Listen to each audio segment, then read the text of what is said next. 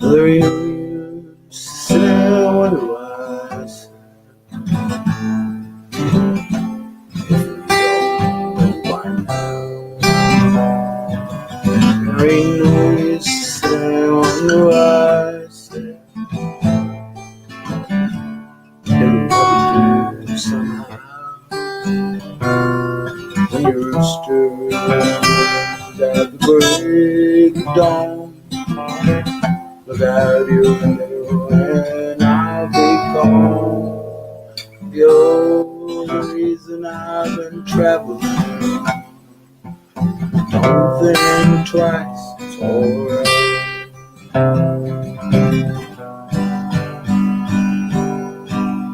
There ain't no use turning on your light.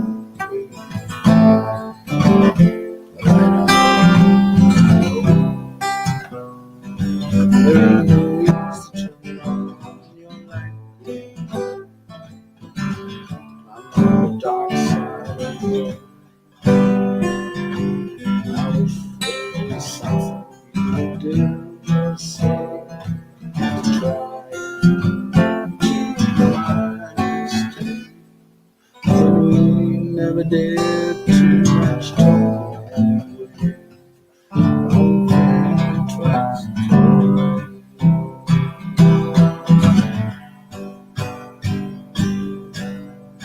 There ain't no use calling my name, girl.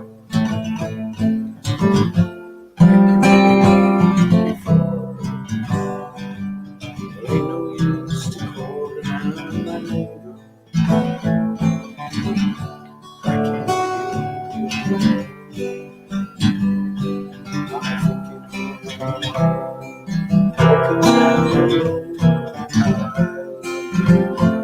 A child I was told I gave my heart, but she won't listen.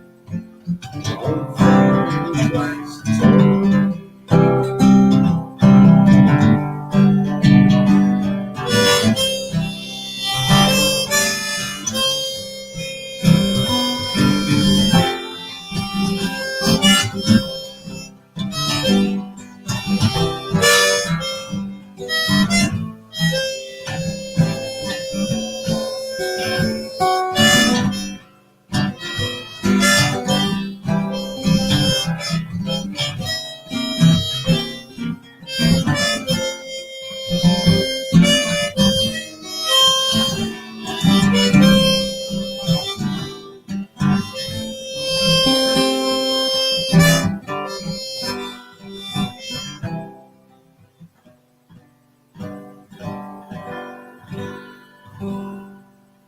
So long, honey, baby.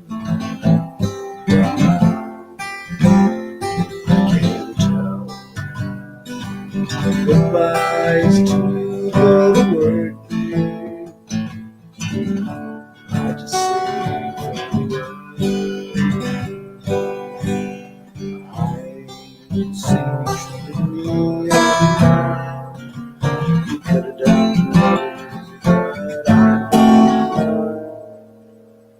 You just got wasted time, precious. Just got wasted time, precious. Just got wasted time, precious time. Don't think twice. I said don't think twice. I said don't think twice. It's alright.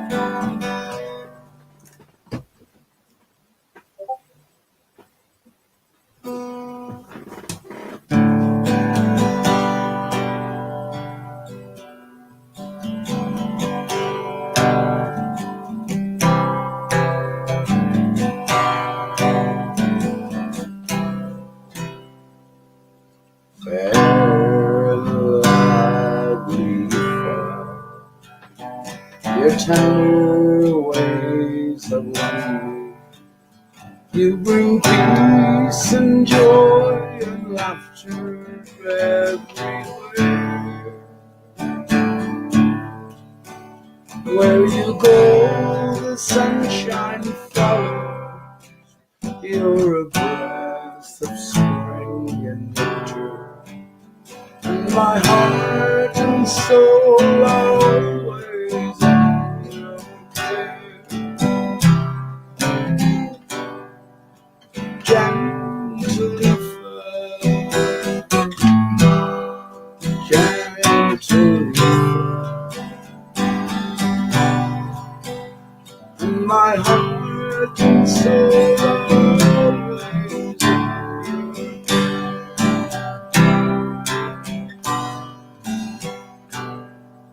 when you touch me with your finger, my cares and worries bow. Like the morning dew before the rising sun, when your eyes tell me you love me, and my soul is filled with wonder, and my love for you will live when life is done. Gently fly,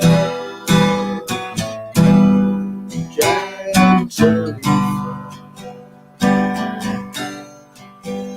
and my love for you will live when life is done.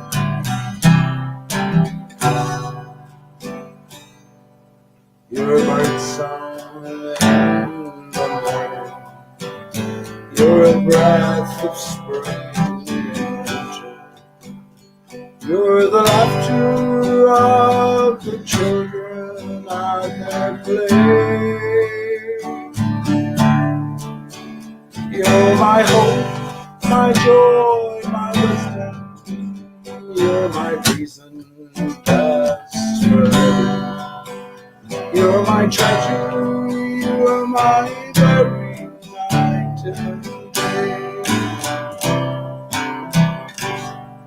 Gently fly, gently fly, you're my treasure, you are my very night and day.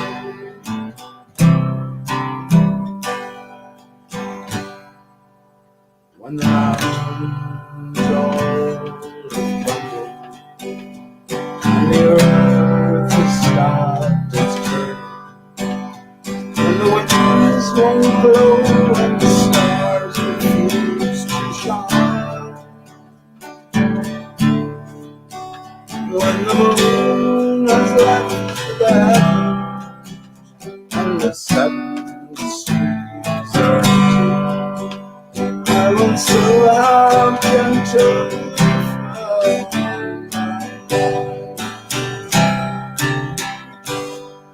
Gently fly, gently fly, I will still have gentle fly.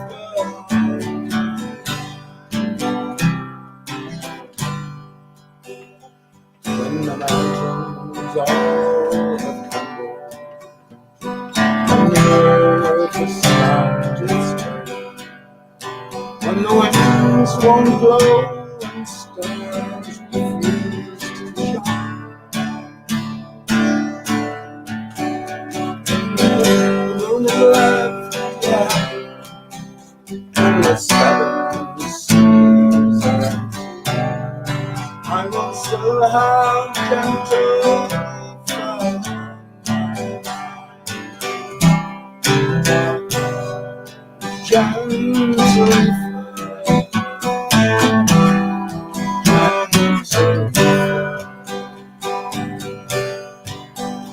I will still have gentle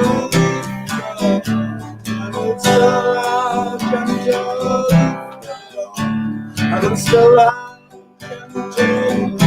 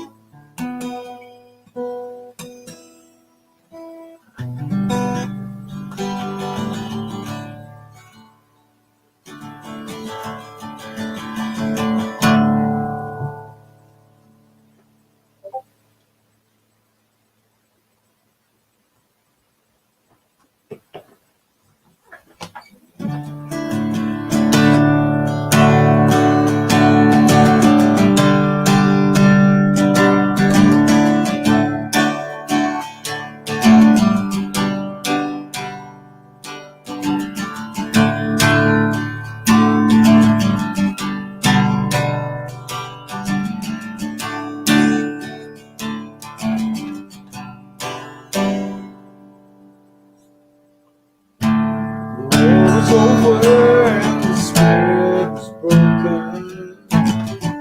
There's a smoking as the winds drift. We stay on the cliffs, yeah, we watch chill. Spirit sinking to the rendezvous. We signed a treaty and our arms were taken. Love was forsaken, they won't let. Try to raise a family and not the enemy. But when one went down on the plains of Abraham, Gideon driftwood, gypsy tail wind on my home.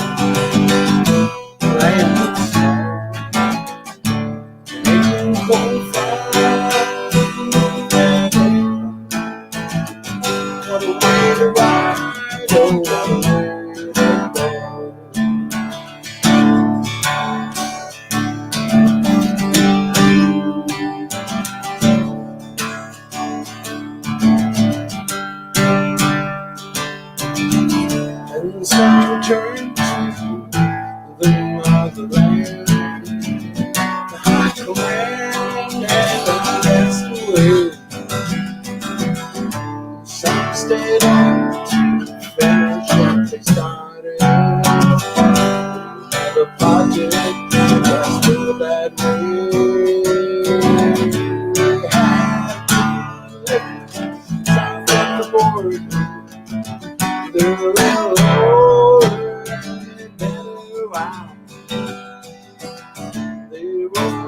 better life is a better.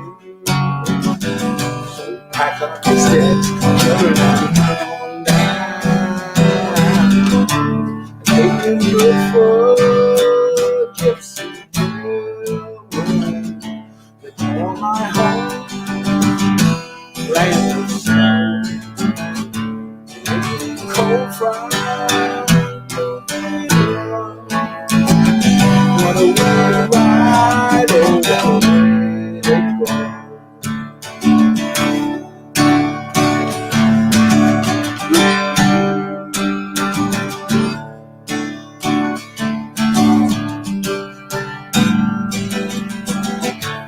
Down to zero when the day became fair. The chips away when I was drenched to the bone. Been out ice fishing, too much competition.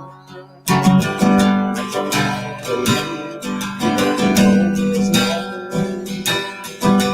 sailed out of the docks, headed for St. Pierre. Nothing too clear, all I had was gone. Broke down along the coast,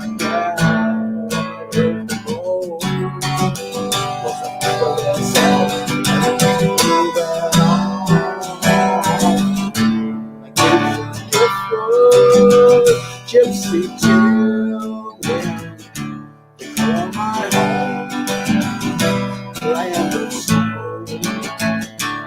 They come from what a way to ride, oh, what a way to go.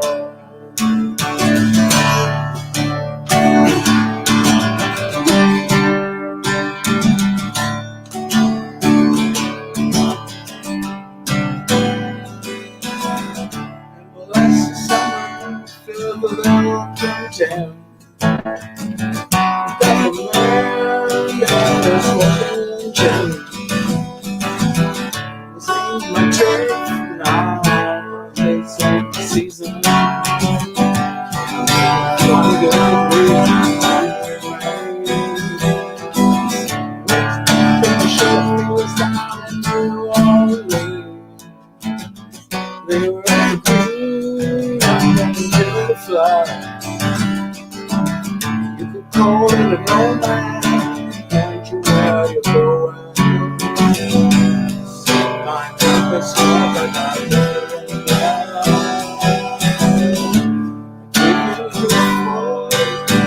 Gypsy children, they call my home land of snow. Canadian cold front.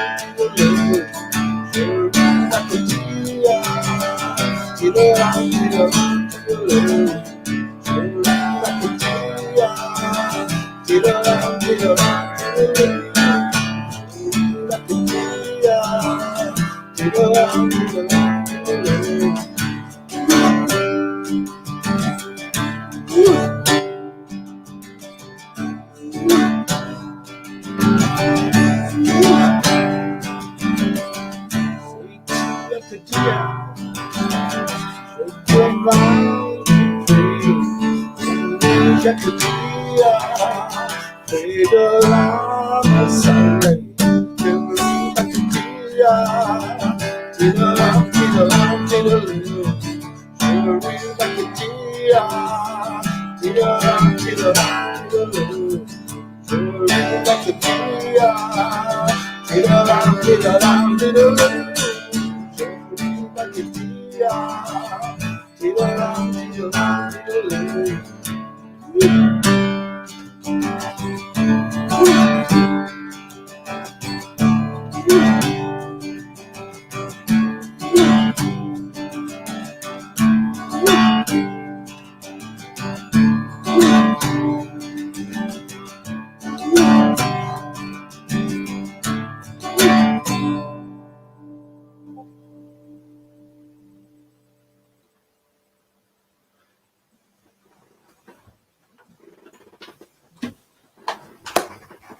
Greetings, friends, dear friends. How are you doing?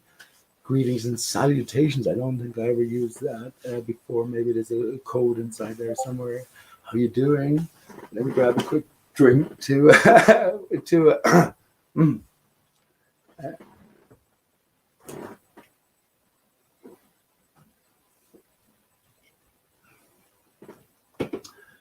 How you doing? How you doing? It was a few but purposefully I threw in 8 woohoos as well. How do you spell woohoos? I guess it depends on how long you sing them. How long is the note? Which I might be talking about tonight. Other things I could talk about, but before I talk about anything, let me just say, well, welcome to one and all, and I hope all is well in Limerick here on a beautiful day, and what's to worry about it except the stuff that's going on in our brains, in a sense. But yeah, it's been a beautiful day. I struggle with hot days, but it's definitely been one of the nicer ones of the year. And who knows what's to come? I reckon now in the first day of July, the 1st to the 7th, a special day. But does July contain lots of activities? It's a good question, and I've been thinking about that a little bit more. A whole lot of dates. I said that from after, what was it, 420 onwards, but I can comment about the dates that have passed and why I deem them significant, or why they could potentially be significant in the greater maybe scheme of things. 25th of June, for instance, exactly 6 months after the 25th of December, which is the birth of, if you want to call it, division in the heart of winter. A stark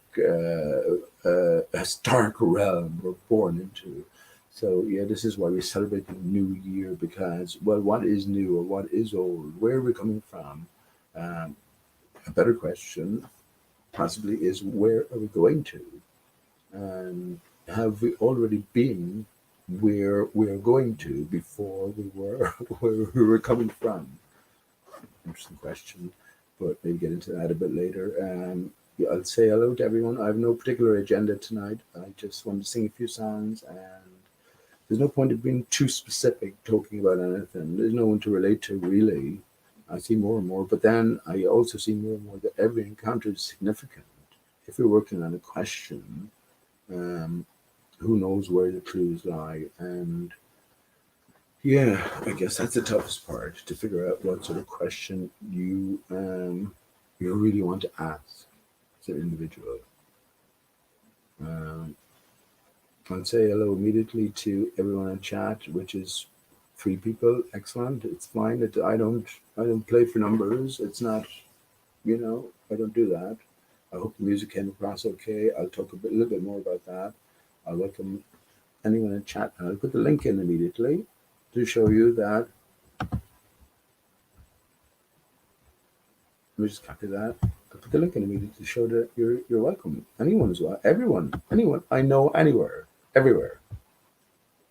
And maybe some people in particular, but especially, but anyone and you're welcome. Everybody's welcome. Let's have a chat if you want. I'll probably be on for about 2 hours as a sort of a limit until the 20th of July, but maybe 2 hours or so, because what are you going to talk about? If I went specific into any one thing, then that could take up to 2 hours itself. So I'll talk more in general and just maybe try to get to the heart of matters. I'm looking at myself on the screen. I shouldn't do. First of all, I'm sitting on the side of a bed, which is a bit awkward and uncomfortable, and it makes my sort of orientation perspective look off. But as we're all self-conscious, yeah, it makes my nose look wonky. And I told you before the story again and again that I didn't, not that I did my best. And I was raging about my eyebrow. All I needed, I put super glue, but all I needed to do was just a bit of fucking gorilla tape or duct tape and just keep it closed. And for a few days, it would have been grand then. But maybe that's my character, the little cut there. But it's the same thing with my nose. I could feel it, and I knew I could put it into sort of position. And I put it in what I thought was the best position, which was the original position. I never had a problem with my nose. I never did. Some people do have problems with their nose, but all noses are beautiful. Actually, nose is a very interesting word. Nose. All words are very interesting. If we think in terms of this is the way I think more and more now is in terms of like everything is a clue for us. And we are always meant to, it's like entering a Cluedo game. It's like entering a, a an experience where, well, there's a path to follow. If you ask the questions, and ultimately you will be led to a certain. Is there going to be an ultimate conclusion? I should think so. I should think there is an ultimate conclusion. There's an ultimate story. Your story is my story, but there'll be many different diversions and dead ends, and blind alleyways. That's a good one. Yeah, in between. But that all means that you learn from these experiences and you come to be where you are now, asking the questions you're asking now. I know some of the questions I'm asking now, but I can't relate those to anybody. Who can we relate to? Who can we relate to in any way, in any sense? And especially in these confusing times, Corona has caused more confusion and I'm not going to say division. I say division for ultimate reunification purposes, but certainly division. And if you're not with us, you're against us. If you're not, it's so stupid, isn't it? I don't want to get into that. Let me have another drink. I don't want to get into it. It's so stupid, isn't it? If you're not with us, pumping fucking untested drugs into your body to cope with a threat that was never a real threat to you individually in the first place. It was all more uh, propaganda or whatever you heard on the radio, all the scare tactics. So if you're going to do that, that's fair enough. That's your individual choice. And no individual has any other power or any power whatsoever over any other individual. You do what you want. Do what you want. Do what you want. You, I've said this many times, and we've been given this opportunity, this forum, this format to pretty much communicate instantaneously with anyone across the world. The world has become so much smaller in a grander sense. So, yeah, we've been given that for a reason. Is there a greater plan in mind? Is there a greater scheme of play? Well, I deem, of course, there is. There's no doubt in my mind that there is, which goes back to the original question. Which way are we going? Are we going forward in time or backward in time? You have to define what time is. And if you haven't thought about it, well, you know it already. So if you haven't thought about it, you just haven't sort of asked that question, and you deemed it not important to your own, I don't know, what life existence. Good servant, how you doing, man? How you doing? Good to see you. And yeah, I mean, man, these are the basic questions. At the end of the day, let me speak to good servant here because you just came in to chat it briefly. Yeah, at the end of the day, what's this about? It's about truth, right? It's giving the truth, the whole truth, and nothing but the truth. Or well, I don't know what the alternative is. Or well, help me along, help me along anyway. Tell me, swear to me that you're honest. Do you know what I mean? But it's like, what else is it about? What else is it about? It's your existence. If you ask the questions, one question ultimately leads to another question. And I think, especially in these times, especially in well, within internet or computer times, than Corona times, more and more questions have to be occurring to the individual mind. Unless, I don't know, unless what? We're too distracted, maybe. But how can you be so distracted now that you're not? Almost chaotically objecting to all of the different standards that are put in place by whom you don't know, Happy to say I'm not wearing a mask, not a mask. I never wore a mask. I had a hood that I had to wear in the post office, but all the people in the post office have left. And there's a new crowd in there, and they seem lovely. I guess they're Asian, Indian, that sort of thing, but I love my fellow man. I said hello briefly, and I didn't tell a lie when I said I'm exempt from wearing a mask. I decided that I'm exempt from wearing a mask. Um, and I didn't know that there was a change of hands in the post office. I knew that Pearl was leaving, but her sister Mary, I didn't know she was leaving. So I actually went in to say that to Mary. And if she objected, then that would be a different matter. But yeah, that's it. That was interesting. But outside of that, I don't wear a mask anymore. And more people I notice around. First of all, it's mad what to think. I mean, I'm going to insist on my right to speak openly and freely. If I think Corona is a hoax on a greater level, I think it, and I'm free to express that. Who's going to challenge me on my right to express that? Now, yeah, I can get deeper in that, but for the purposes of brevity and application as well. I mean, walk in the streets of Limerick, everything has changed. Something subtly has changed, and I'm happy with that change. I'm absolutely happy with that. Everything's fake and false beforehand, but now you have the pubs, which instead of the drinkers inside, are drinking outside, which is fair enough as well. You're going to be, you're going to be happy as a drinker, as a socializer, to be able to get back into public company and lovely days as well. Why not? Yeah, same thing with restaurants in Limerick here. And there was quite a few people. I actually made a little speech in front of the people. Let me try to remember it. Let me try to remember what I did. And it was just as I was passing back, and they were all sitting around. There wasn't too many, but they were all sitting around out in the open because you can't eat inside now. Whatever. I mean, what's so stupid? What's going to happen if you're sitting right next to somebody? There's a waiter who's a mask coming out, but if you're inside, what's going to happen? That the corona is going to linger? Do you have to let it linger? But anyway, I said to the people, isn't it fantastic? I said, isn't it fantastic the corona hoax is gone? Isn't it fantastic? I said, well, the only problem, not too much of a problem. You have to get your 24 injections now before Christmas Eve or something along those lines. But other than that, everything's back to normal. And isn't it wonderful? I just said, and as I was walking by them, just enjoy your meal.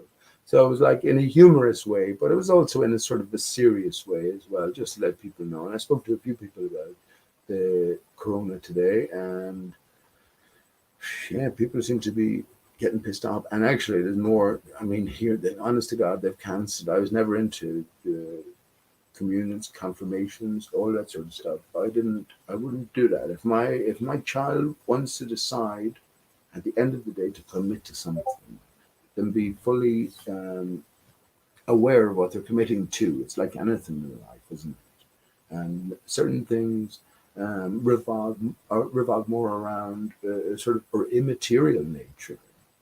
In a sense, the sort of Catholic Church grasped hold of our souls and molded down around that, grasping hold of what is our basic religion and our basic schooling experience. Where here in Limerick, I went to Solutions, which is maybe 15 minutes walk away, and this is the family home here. But yeah, it was a Solutions convent, right? So it's a sisterhood, and actually, I'd be interested to look into now. Don Bosco, so that was ingrained into my brain from an early age. Obviously, he's sort of like another layer within the greater Christianity theme. But Don Bosco himself, yeah, that's the school I went to, and that's a very impressionable experience. Your first day away from, whatever your family experience is, but most of all from the loving arms of your mother or father, whatever. But yeah, very strange experience, and first impressions last, and when you have this scheming. That's the best way to describe it. Well, what have we entered here when we've entered life? Yeah, a greater scheme. Life, we're told in the word itself, Life. It's a greater lie, a lie of F. I think actually we got to more and more figure out what the F represents in relation ultimately to the E, capital E, so it can be the capital E, the F, the B, and the P. Think about those four letters, how they're constructed. and what they might mean in relation to our aspects. We are trifold divided, and yeah, and you know, we talked about all this before, but we have the hard bridge in the center, and then we have the immaterial center, which is the brain center, which is the half brain. So we have a left hemisphere, right hemisphere. That doesn't add up because the hemisphere and hemisphere adds up to a sphere. But my brain is only half a sphere. Well, your brain is only half a brain, but it's only more than that, half a brain, because my female half a brain is missing, and also the gut. Our gut is inside out inversion of the brain. So one represents the immaterial core center, I guess, where actually that's a good point, where everything sort of focuses in on a 0 point, and then the other then expands outwards from a 0 point. So your gut, our gut, your gut, my gut, being an inversion of the brain, and it's not that hard to visualize anywhere to sort of to consider, right? It's not that hard to consider. So that's where everything begins. Um, well, good servant, don't let anyone take that away from you, and I mean that. I mean that. I know. Listen, I know there's a lot of lies in place, and you know I've been vocal about this, more vocal than anyone. And I know there's lots of actors and lots of people who sort of who gather around certain other influential people because they share a certain common belief or a common. It's only natural, isn't it? It's only natural to do that. If you're doing it honestly, that's fair enough.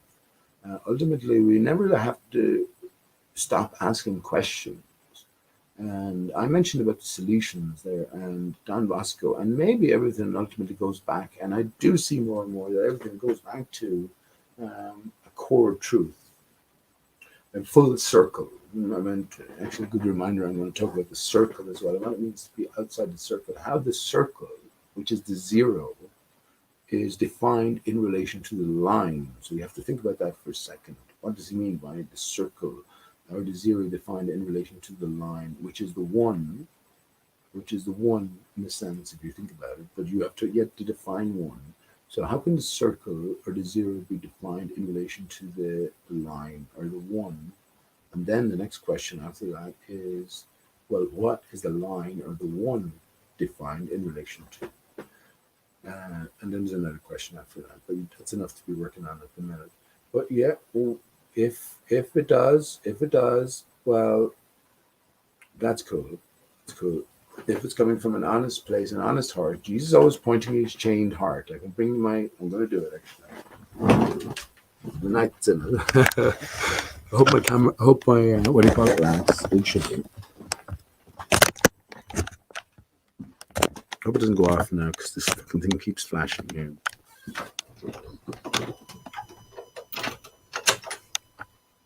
Yeah, that seems good. Look at that. Unbelievable.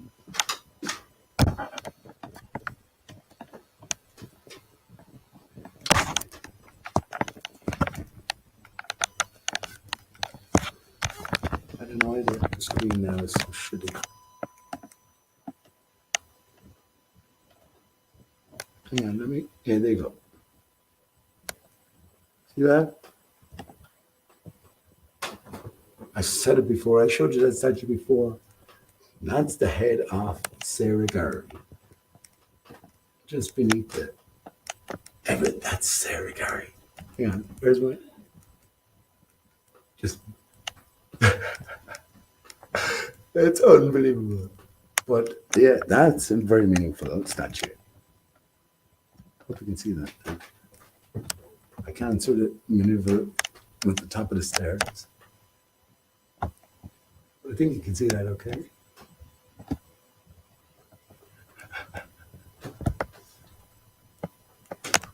That's Sarah Gary.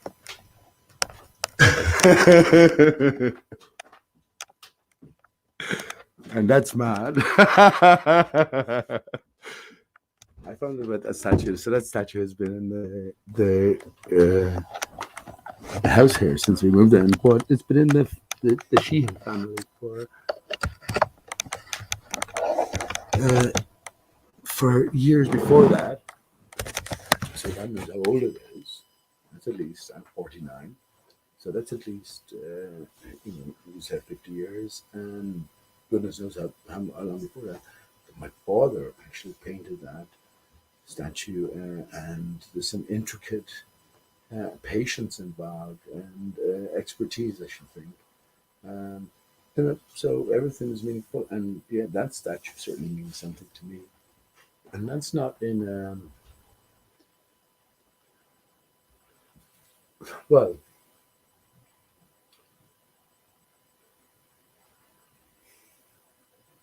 don't idolize it.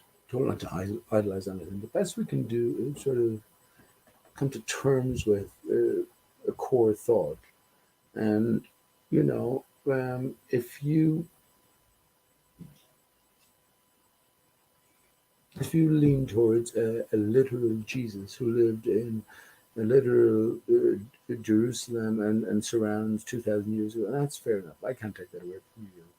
I think you're missing the point myself when you do that. And it does involve a sort of a belief system, a faith system, but not a faith in a greater spirit, and a greater power, which is attached and associated with you, but a greater faith in, well, man's story.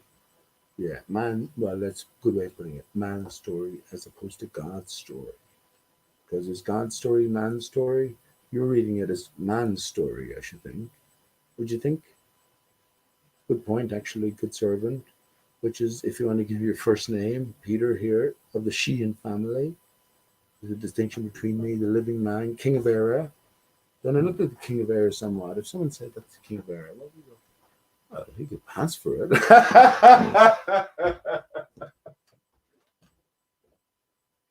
Show me his sword.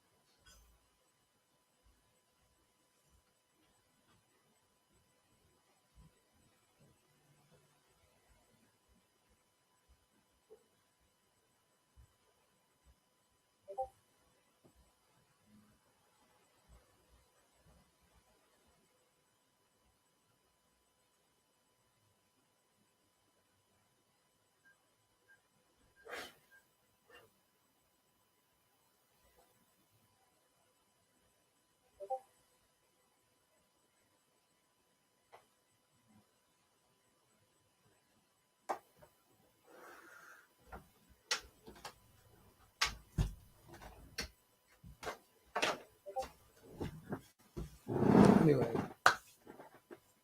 yeah. So the alarm is going to go off in a few minutes. It's fucking roasting here, and I'm going to close the windows because my mother is afraid of burglars. I don't know why. She's up for 2 or 3 hours. She's a late hour. Anyway, I'll just go out to the front, as I said. I'm sure she knows it as well. I've another song in mind, so I'm going to sing that as well.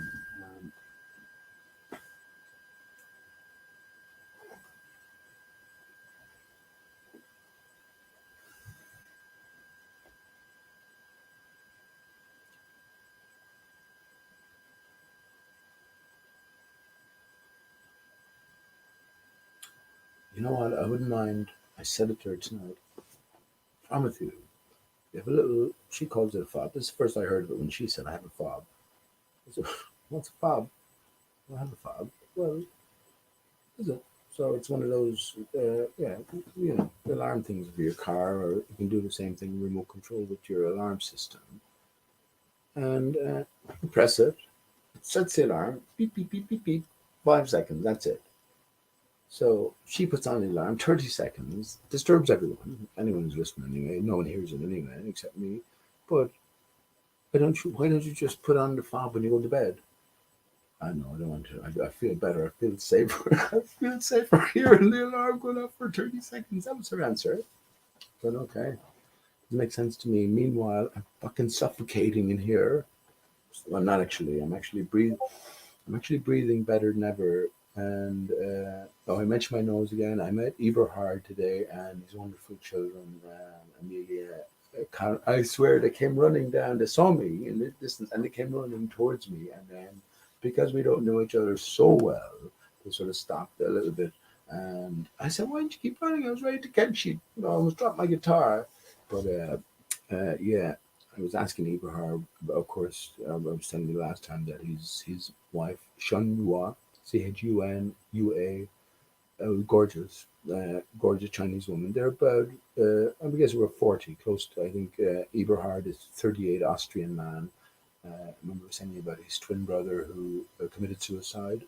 It's just a matter of facts. I'm not divulging anything. And if Eberhard was listening or heard me, I'm just relating what happened, man. I'm not divulging anything. Or I know it's sort of personal, but yeah, it's not with any ill intent or anything like that. But it's just desperately sad as well. But I was thinking, remember saying the last time, I was wondering if she had any vaccination, and it turns out that she didn't, and they don't give it to pregnant women. That doesn't take away from the sadness, and I guess to come to terms with the loss of a potential miracle. And talking of potential miracles, there's a realized miracle in Earhart, who he's a gorgeous little boy. He was in the pram and 11 months, but he looks like a year and a half year old, and he's sharp as a just intention wise. He knows exactly everything that's going on. But we have a beautiful mix, a wonderful mix of family. So imagine that Austrian / German, I guess, whatever. They speak the same language anyway. They have to be the same. I know, but Austrian / Chinese mix. And well, maybe everything is meant to be. Maybe I mentioned many times about my own reckoning, my own best reckoning, when consciousness came into my being, and it was post birth. It just like I snapped into existence and I went, well, where am I? I looked at the corner of the room and I remember exactly the room, not exactly the room, but I know I can picture it exactly, almost. Not exactly, but you know what I mean. I can put myself there, in other words. And yeah, I had the thought, where am I? I remember having the distinct thought, where am I? And I looked across to the other side of the room, what's going on? That's the first, where am I? The where and the what question. I never questioned who I was, by the way. That's funny now. I should think about that more. There's some very interesting stories to tell about my early memories. And it was more so about sort of external influences. So where I was laid down to rest, and as I was taking in the world around me, a particular story where I came to terms with the devil. And I mean, you probably wouldn't know the story, but it's along similar lines. I snapped into existence, and looking back on it now, I reckon that's the moment consciousness entered my being.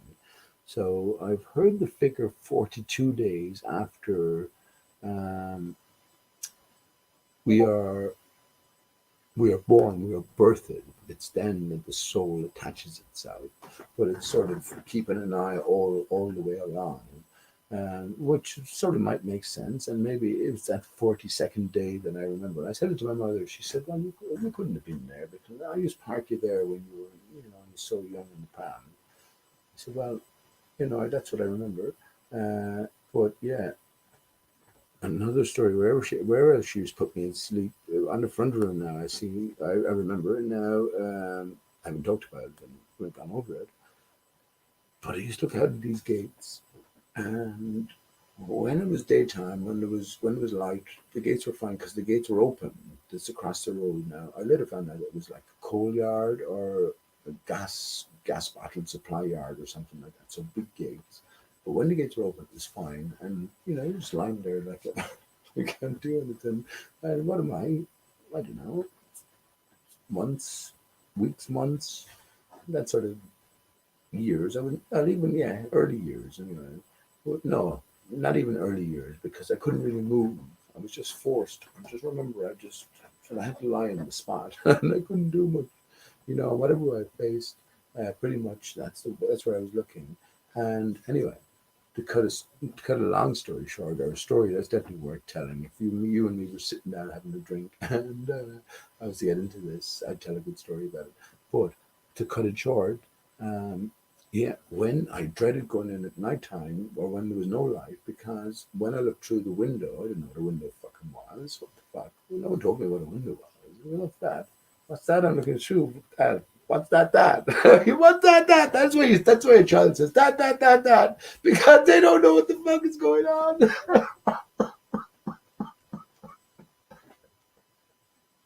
That's a good one. That's a good one. But anyway, when it was nighttime and it was time for me to rest, the gates. I realized this later on, but yeah, the gates were closed, but I didn't know there were gates at the time. But you know the way these ornate gates or whatever fabricated gates might have with the spikes or whatever, the way the two gates came together, it was the devil. Now I was thinking to myself, how the fuck did I'm thinking about this now. I thought about it a few years ago when I talked about it. How the fuck did I know about the devil? What did I know about the devil? I would have no cognizant awareness of understanding the concept of the devil even, but somehow I knew it was the devil. I knew it was the devil, and it's just the way the gates came together. And it was this sort of horny, spiky, sort of frightening offering, visage. That's the best way of putting it. And yeah, here's the conclusion of it. After so much fear, after so much, trepidation, every time I remember it, I remember it distinctly. I just came to the conclusion, just going to it again and again, and not seeing any reaction from the devil, realizing, and I had the realization, the thought, the devil is nothing to be scared of. Isn't that amazing? I can't have been a year. I can't have been, I don't know, less, a little bit more than a year. But no, that's amazing. Maybe it still holds true. Maybe it's one of those things that well, that was a question, one of those that question. That was one of those questions that was answered for me. You know, maybe unknowns to me at an early stage. But yeah, did you see this picture? Did you see the statue of Jesus? I hope that came through okay. That's amazing. But look, whatever, it's in the mind of man. Whatever you choose to believe, what are you going to force them? What do you have to decide what you believe yourself before you tell others what you believe? How many people are going to listen to you, good servant, when you talk about the flat earth alone? You know, and now as it whittles it down, to a tiny, tiny percentage. So when you get into more specific things, you think there are not greater questions to be asked. You're going to receive a massive opposition because, if we can't trust official history, if we can't trust the story of Addison, why are we going to trust the most ingrained story, which is the literal interpretation of the Bible story? As I spoke about a little bit earlier, here in Ireland, it was down your throat all the time, in one form or another. And that's just the way it was, maybe for good reasons ultimately. As we get beyond the literal and we understand that, and actually it's a good way to talk about the church. When you enter a church, you're entering your own body. This is all about you and your divided state. And you coming to terms with that divided state. The creator is within. If you deny that you're a creator, well, if you have children, wonderful children, they're miracles of creation. You're an integral part to that. So don't sell yourself short, because if you do, well then, you know, you're out of pocket. You're out of pocket. And in a sense, by attaching yourself without question to this literal history of this miraculous divine being that is the historical Jesus, I think, yeah, you are selling yourself short. You're separating yourself from the story and you're crafting a story for somebody else. How close can you get? How close? How close can you get to understanding that it's what is true? I guess it ultimately comes back to what is true. What is truth? You know, something is true or it isn't. Now, if you have such a definitive and how would you put it? it's not oppressive. It's not oppressive. It's an encompassing. It's an encompassing version of truth. I mean, you can't believe that one of Jesus's miracles wasn't true, but the rest of them were. You've got to believe everything. And that's already a sort of imposition. It's already an imposition. And it sort of stops the questions. And are we here to being stopped, be asking questions? I don't think so. I don't think so. And if you think so, that's fair enough. That's fair enough. Who am I to argue with you? Do what you want. I don't know anyone. Not that I don't know anyone. I probably know more people. More people probably know me in Limerick than they know anyone else. And I'd venture to say 99.9% of people that I've met would have a decent word to say about me. And even the 0.1% I was thinking of, I actually met him tonight. And yeah, it was okay. I told him I forgave him. He ripped me off once in weed, but that's okay. I told him I forgave him because he made it, not to divulge anything, but he made it. I didn't ask him to do anything like that. He was just trying to sell, but he was genuine. It's only 50 bag of weed or something like. But I knew his brother, and yeah, no. Anyway, I won't get into that. So he just sold me a bag of not tinfoil, plastic wrap with a little bit of weed in it. But anyway, yeah, he vouched for his weed at the time by bringing his daughter into it. So I long since forgave him for the sake of his daughter. Anyway, it's not worth that. I mean, your daughter's soul or sanctity or purity or whatever is not going to be at risk from that. Whether you choose to swear and not, that's down on you. I'll forgive you for it, and I don't hold you to that anyway. But yeah. Even that we met up tonight, so I think nearly 100% of people I've ever met in Limerick would have a decent word to say about me. That's what I think. And I meet a lot of people. I stood for 3 hours today. I didn't stand there looking around. And let me tell you how much I made. I probably made about 20 quid today, actually, which is surprised at. But yeah, I go in at the evening time because it's about making money. If I was about I'll tell you if I was about making money, what I do, which is possible as well. You know, I mean, I might have plans in the future. If I have plans to make money, I should think it'll be easy enough. I should think, well, where will that lead then? Where will that lead? What good is money without what? I don't know, truth. If I was to say I'm on the path of truth, would that be accurate? I should think so. I should think so. I abhor lies at this stage. And if I engage in lies, well then I come to abhor myself, and I don't abhor myself. I don't want to abhor myself. Abhor.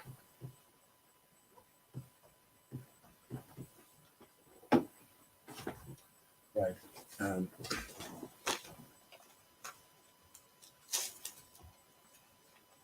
going to sing. What time is it? Shit, man. See, can anyone find it? Oh yeah, that's not too bad. Actually, it's, you know what it is now? It's 003333. 003333. Shit. Well, when I just to be perfectly honest, when I clicked on it, first of all, it was 003329.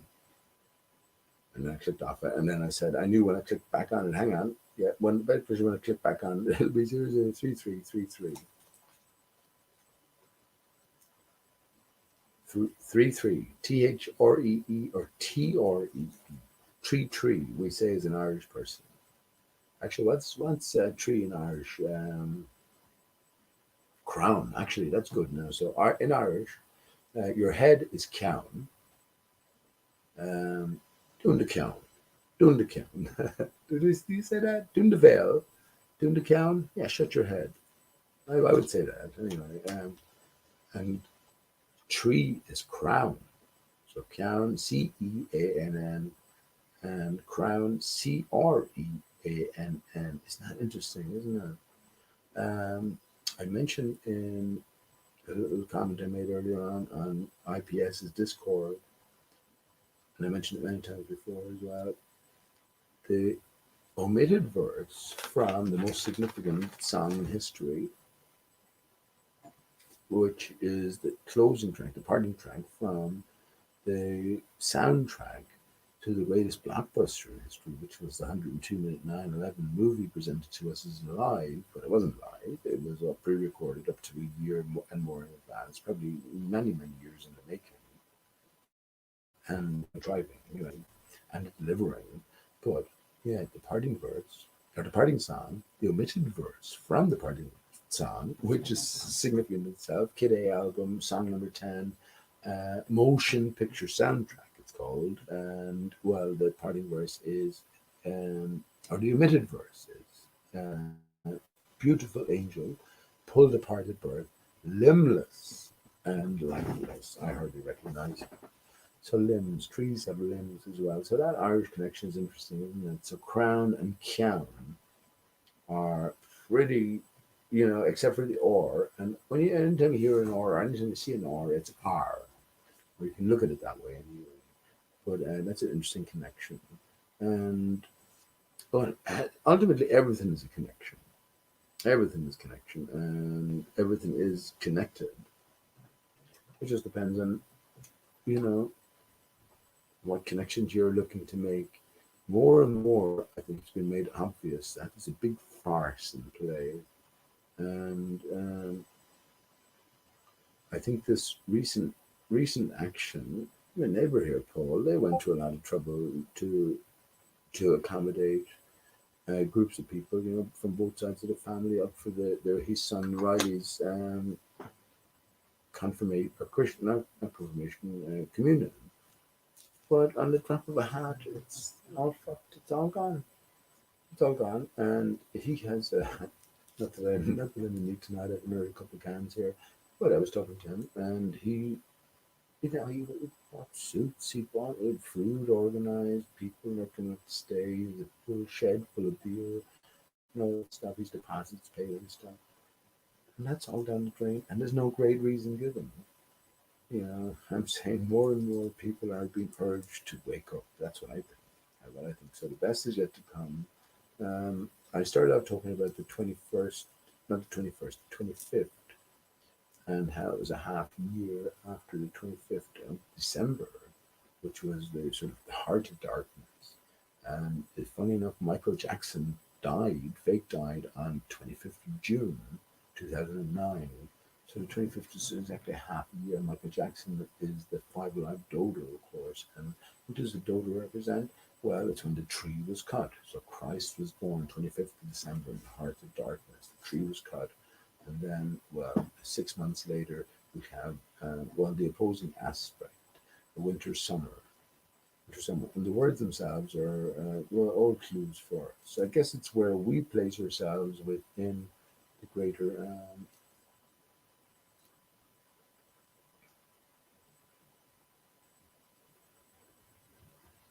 the greater superstructure here. Okay, let me, before it gets too late, have a smoke out the front.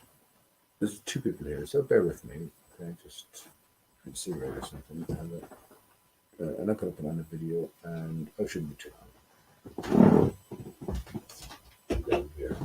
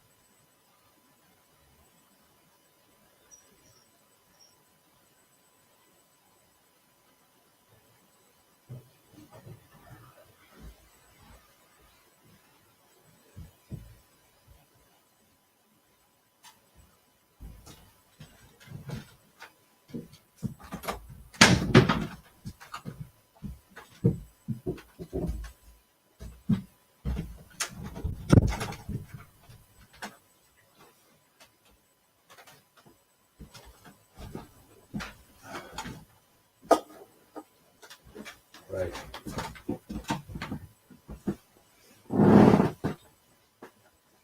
I return at 0044. 44 is a very special number, and 144 and 244. Funny enough, it's isn't it? Well, I might get into this after the song, right? But it's 245 years since America, July 4th, Independence Day, 1776. 1776. IPS Tim reminded me is 888 So that's very interesting. And I was just actually thinking about that. I was thinking just as I was at the window smoking, first of all, beautiful purple hue to the northern sky. But it's not just the northern sky, because the North Star is pretty much over that direction, right? So I can see the whole into the sort of, yeah, it is a northern sky, but it's sort of an aspect. I can see far beyond as well. Just as I can see clearly at maybe a 45-degree angle up close and personal Orion's belt, which if you were to drop a plumb line down to Earth, you would arrive somewhere around Egypt, which is thousands of miles away. So this is how different perspectives can change worlds, can change universes actually, and ultimately, well, I've long since understood that the universe is within. We are greater than the material, so the material reflects our greater immaterial reality. I was also thinking about Adam and Eve, how they ate from the tree. Eve especially ate from not Adam. It was Adam was led astray in the sense maybe Eve made the choice, but from the tree of forbidden fruit. When we think of the number seven, Seven, very close to Stephen, actually, isn't it? Isn't it just now? Honestly, I knew that before I had it written down, but just as I say it there, because we're all born into sin. And when I looked at my baby child, my love, there's no sin there. There's no sin there. Of course, there isn't. No sin there. And if there's no sin there, well, then ultimately there's no sin here. There's no sin there in any of you. So what does sin mean? It has to take on a different meaning, a more distinct and personal meaning that applies to everybody, an objective, personal truth, I guess. Well, ultimately, the divided state. So the reason I mention that S, with the S and the backwards S, we get an 8. Don't be thinking in terms of two dimensions. Two dimensions doesn't exist. We have two dimensional groups. We have three dimensions, which is length, breadth, and height. This is all a mental concept as well, defining sort of space. But ultimately, space has been defined for us in terms of infinities, right? So when we think of the infinity, the symbol is the 8 on its side, and I bet you didn't know that it was called the lemniscate. The lemniscate. Well, why is it called that? As it doesn't matter. At the end of it, we see C8, C-A-T-E. So what are we looking for? What are we looking at? Well, that's a different question. That's a different question. But 388, with twofold, 1776, 245 years. And I was thinking, is it what is it 244 as opposed to 245? Were the years miscounted? But now I don't think so. I was thinking then in terms of a circle, 360 degrees, and 1/8 of a circle is 45 degrees. So that's one for you and one for me, which is 245. So that's 245. But we're just thinking Jack and the Beanstalk. We assume Jack smashed the beanstalk and the giant fell from his wondrous realm and his treasures in this direction. Well, what about this direction? When you think in terms of your divided state, down the spine from your female counterpart, interwoven, um, flesh-wise, I guess, around the spine, and pulled apart, like the hidden verse or the omitted verse tells you from motion picture soundtrack. Who, by the way, Radiohead, most famous band on earth, have been since they came out. Yeah, lead singer's name is Thom Yorke, nickname Dodo. His band members are the Greenwood brothers, and a couple of others as well. I should probably look into it a bit more. But yeah, what does it tell us? What is this all about? What's this all about? Well, once again, it's a greater story. So yeah, Jack and the Beanstalk, us being cut down in this vertical fashion. Along the spine, 33 vertebrae, 33, your 3, 3, and my 3, 3. Well, what did he add to? 8, 8. 8, 8. And 8, the 8 eights are sort of constantly there as well. They're constantly there in one form or another. Um, 888 is the number of Jesus, but Jesus is the Father, Son, and Holy Spirit. Father, Son, Holy Spirit. So we got to connect the divided aspects. So the thought being that we are, first of all, I'm divided from my counterpart, my female counterpart. In not in any derogatory sense, she is the lacking to my.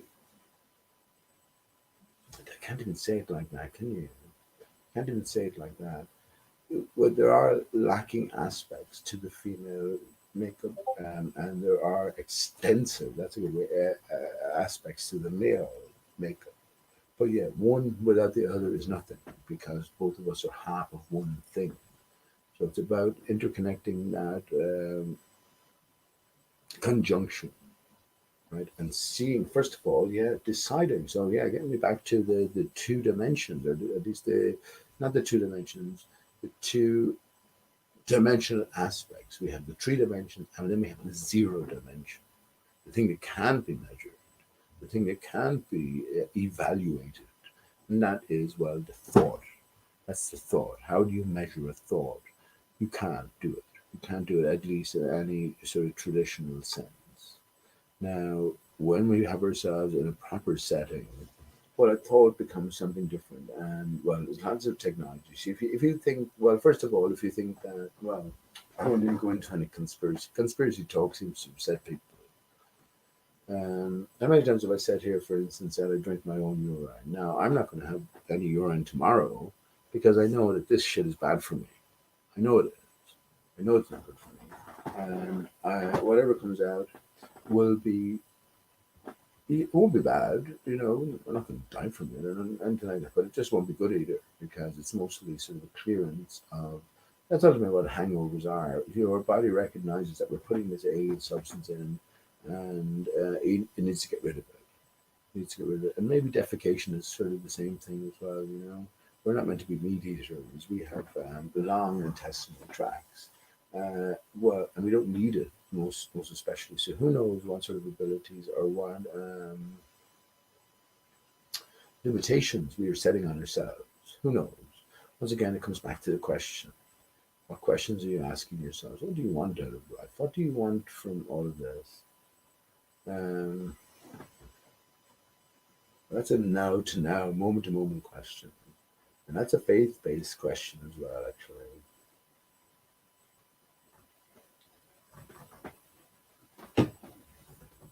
do you have faith in anything? Let me.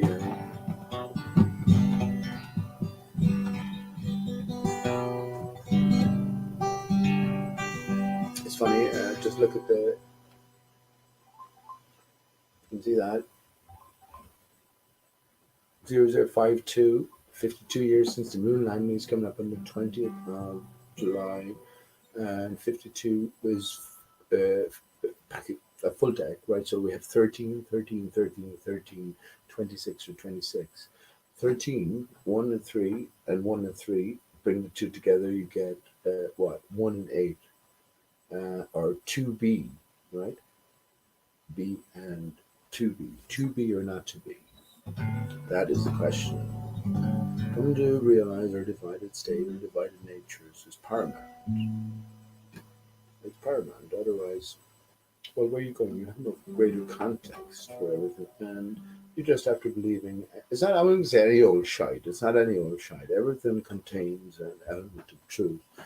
God is not one dimensional. When good servant takes the Bible literally, that's fair enough. You're free to do that. That's the story of man. The story of God is different. And is God connected to man? Are we the sons of man? Are we the sons of God? You decide. You decide. So there are many different layers, and well, if you haven't, for instance, well, perfect example. I was on Mr. Sensible's channel, He makes money from his channel. He has a big subscriber base. The last time I looked, there was over 2,000 viewers. Someone said to me, "You make a fool of yourself if you go on that." And more, well, bollocks. Excuse me, bollocks. Bollocks. That's what I'll say to that. Not a chance. I made a fool of all of these people years ago when there was no audiences except all of those people gathered around together defending a lie. I made a fool of all of them. I can destroy any of these people in minutes. That's why none of them like that. No one can handle the dodo, not because I'm difficult. It's just I ask difficult questions. If I can establish early on that you haven't even considered an alternative point here, which is the whole reason d'etre that you're in this arena, well then, well, what does that say about you? Your cause, your quest is not genuine, and I established that early doors. I never spoke to the guy before, so I treated him as I do with everyone, with due respect. But yeah, once again, I showed him. I knew who he was. Not that I knew. I heard the name. I never spoke to him, but I know he's one of these what I call Borg antagonists. The people who are sort of put in place to defend Spinning Ball Earth come hell or high water. So that's fair enough. I sort of understand. I'll give you the benefit of the doubt. I haven't met you before. I offered to go on camera. I was on camera like I was on. I'm on camera now to you with him, but he had only himself on camera on his own channel. But if you're going to claim to me that you're on a genuine search, a genuine quest here, at the very least you have to go along with the very least you have to admit to is considering the opposing point of view and ultimately rejecting it and rejecting it for valid and sound and good reasons. Now, when you fail at the first hurdle, and I know exactly why, I have long since learned exactly why all Boer anti conspiracy crew antagonist members must deny everything from the very outset. They cannot give 1 inch because if they were to give 1 inch, they have to give a million miles. They cannot place themselves on a potential stationary Earth surface. Because if they do that, if they can imagine that, then, well, Pandora's box. That leads to all of these other drastic, not realizations, but concessions. Concessions. And, well, you know, anyone with a genuine ear listening will be able to see how Piche here, the dodo, made a, not want to say made a fool of him, but, you know, caught him up. You know. And that was with nothing prepared, at all, and with no agenda really.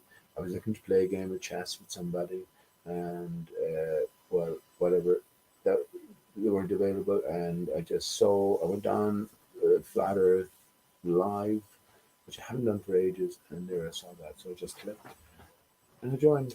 That was all that was, and made a show with them. So I mean, I just brushed them off immediately, but at the same time, I realized that, you know, everything that's been sold us via the spinning ball earth is metaphor. It contains an aspect of truth. It's like a greater three-dimensional puzzle um, waiting to be pieced together with a core center. Let me ask you that question again, which is uh, if a line defines a circle, what defines a line? Is there any answers? Any any takers on that one? Let me put the link in chat as well. What else are you doing? Come into chat.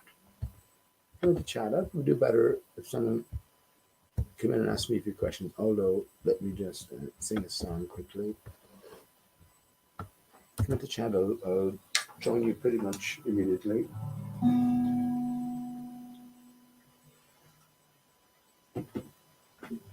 Yeah, so don't be worrying about that. All the different. You got to worry more about the flat earthers put in place because they're holding and keeping different gates. Pretty much everyone you meet is keeping a gate or other. They have their preset ideas and notions, and you, with your differing view, well, antagonizes that worldview, and it's easier just to reject. which is okay. But I had the thought tonight. I mean, if I'm right about all of this sort of stuff, my mother says I've wasted my life. But if I'm right about all of this stuff, um,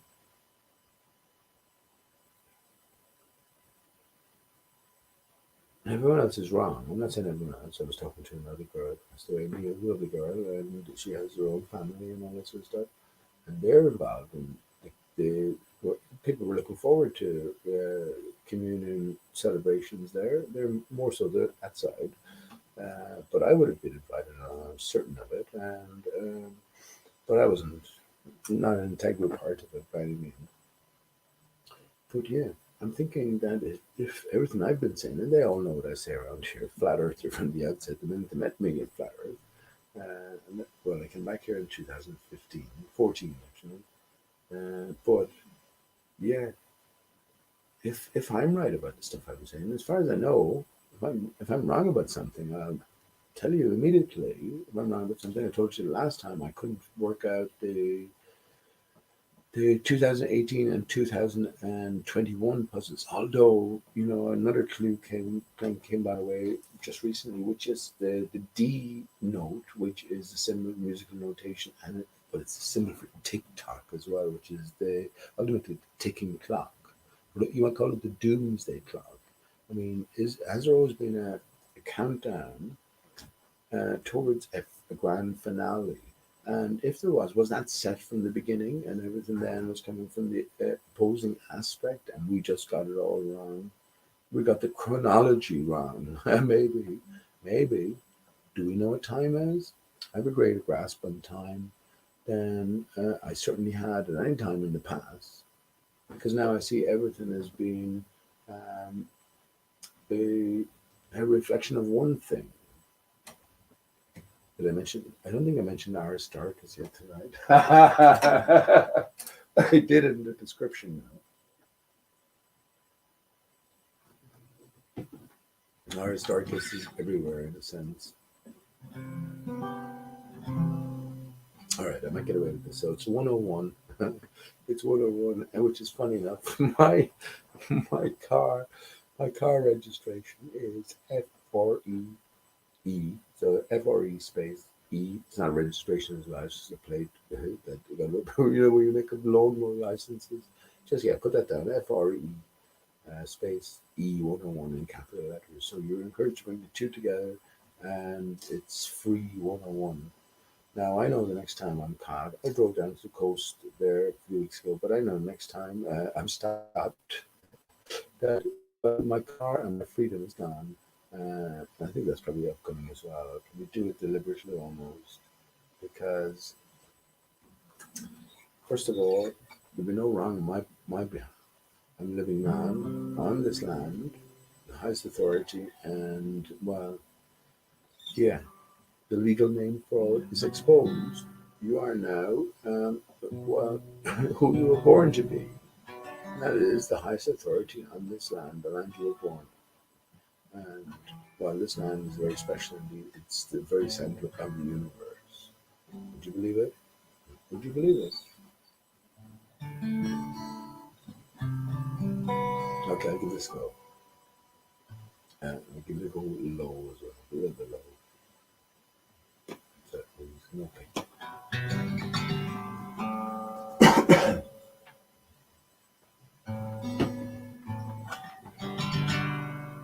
Yeah, you got to decide where this land is. You think it's so outlandish that people in Australia are not upside down to you right now? That if you were on with your cousin or your lover or your child or in Australia and you ask them to point upwards, that you think it's so outlandish that you're pointing at the same direction? How would you prove it though? How would you prove it? That's not a good question. How would you prove it? I could tell you how you prove it very easily. Ask them to go and get a spirit level that was made in China or made in Australia, and you get a little mini spirit level and bring it there and put it on something you know is level, and you're getting the same reading as they are. Doesn't that prove it? That you know that if she shipped her spirit level to you slowly, imagine her doing it slowly over a ball. Imagine that. Actually, that's a good thought experiment. So your auntie ships her little mini spirit level where on the tabletop it was dead spot on in the center. Then yeah, she shipped that little mini spirit level to you, so you can imagine it over a ball. First of all, if you want to scale it right down and imagine it going from imagine the mini's spirit level on a beach ball, and as you're rolling it around from a level position that goes around. So there's always going to be a variation as you go around the ball. So no matter how big you make the ball, put it on the Millennium Dome next, then put it on Blowbird. There's always going to be a variation from the original horizontal starting point. But that's, of course, venturing into belief systems and impossibilities and impossibilities in the first place. But yeah, imagine that journey. Imagine the bubble. Be the bubble. Be that bubble that Auntie Nora send you in. Hang on. Be the bubble in this little mini spirit level that Auntie Nora send you from Australia, and just imagine your imagine your journey. Imagine your journey to Ireland, which is antipolar, supposedly at the opposite side of the sphere. Yeah, which is it easier to believe? You know, but that's my whole point here, that people who are in this arena, in this argument for years, can't even consider what it's like to, because remember, the balls comes from necessarily assuming that the ground moves. So if the ground doesn't move, then the ball is impossible, because, well, what's our basic go-to or basic consideration for horizontal or level? Well, water. Now there is more to the story. That's not the end of the story. We're always meant to figure this, but there's more to it than that. Anyway, once again, everything is true. So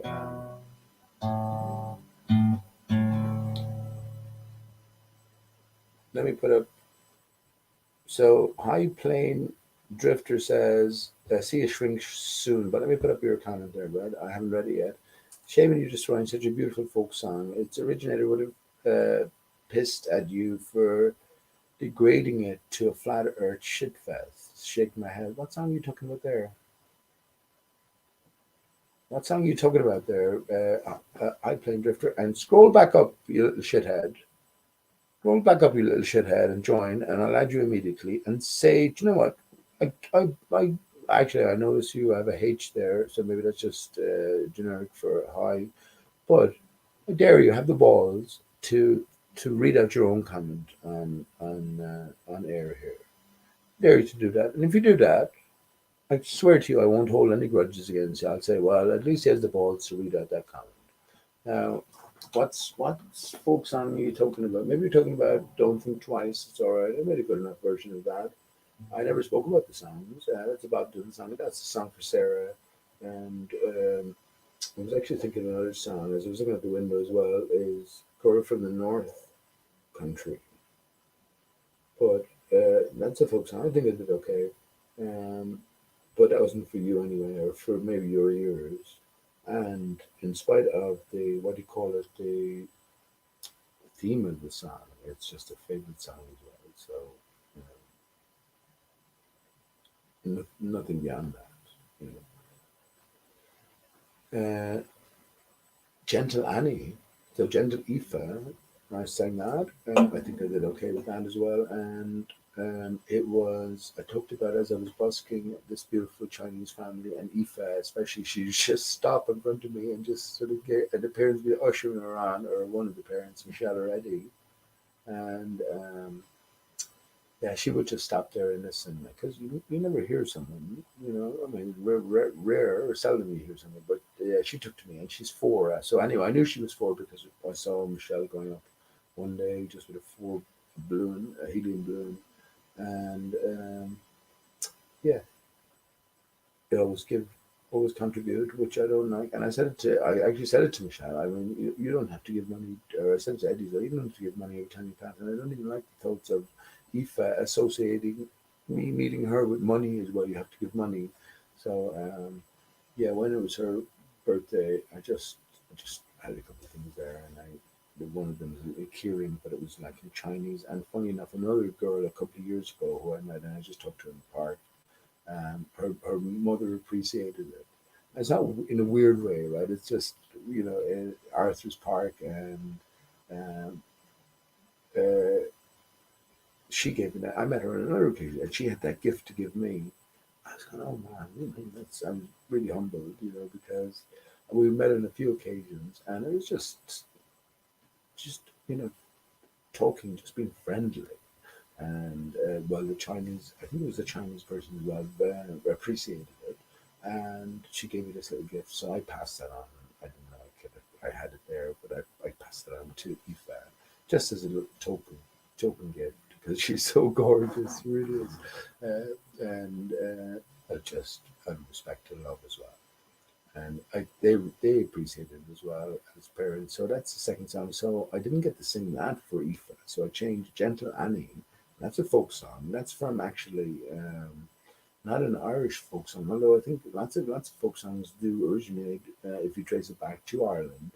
It's from someone, funny enough. Now his first name is Stephen, and it goes back to the sort of the 1850s, 1860s American um, ballad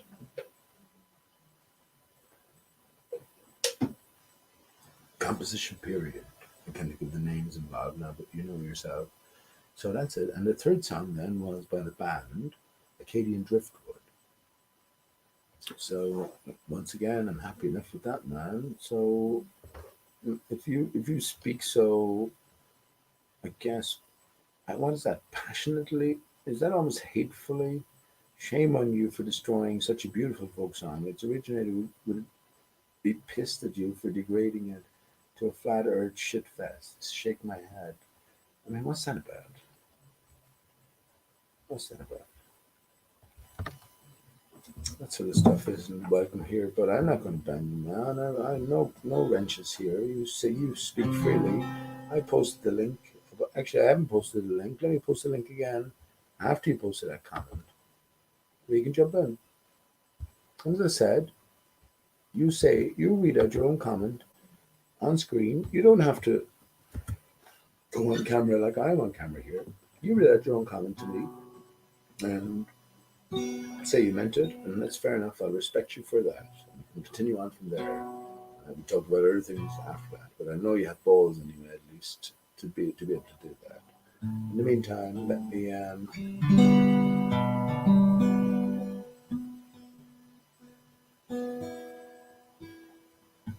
me get one down before. So 111. So I got sick on 101 the last time. 111. Okay.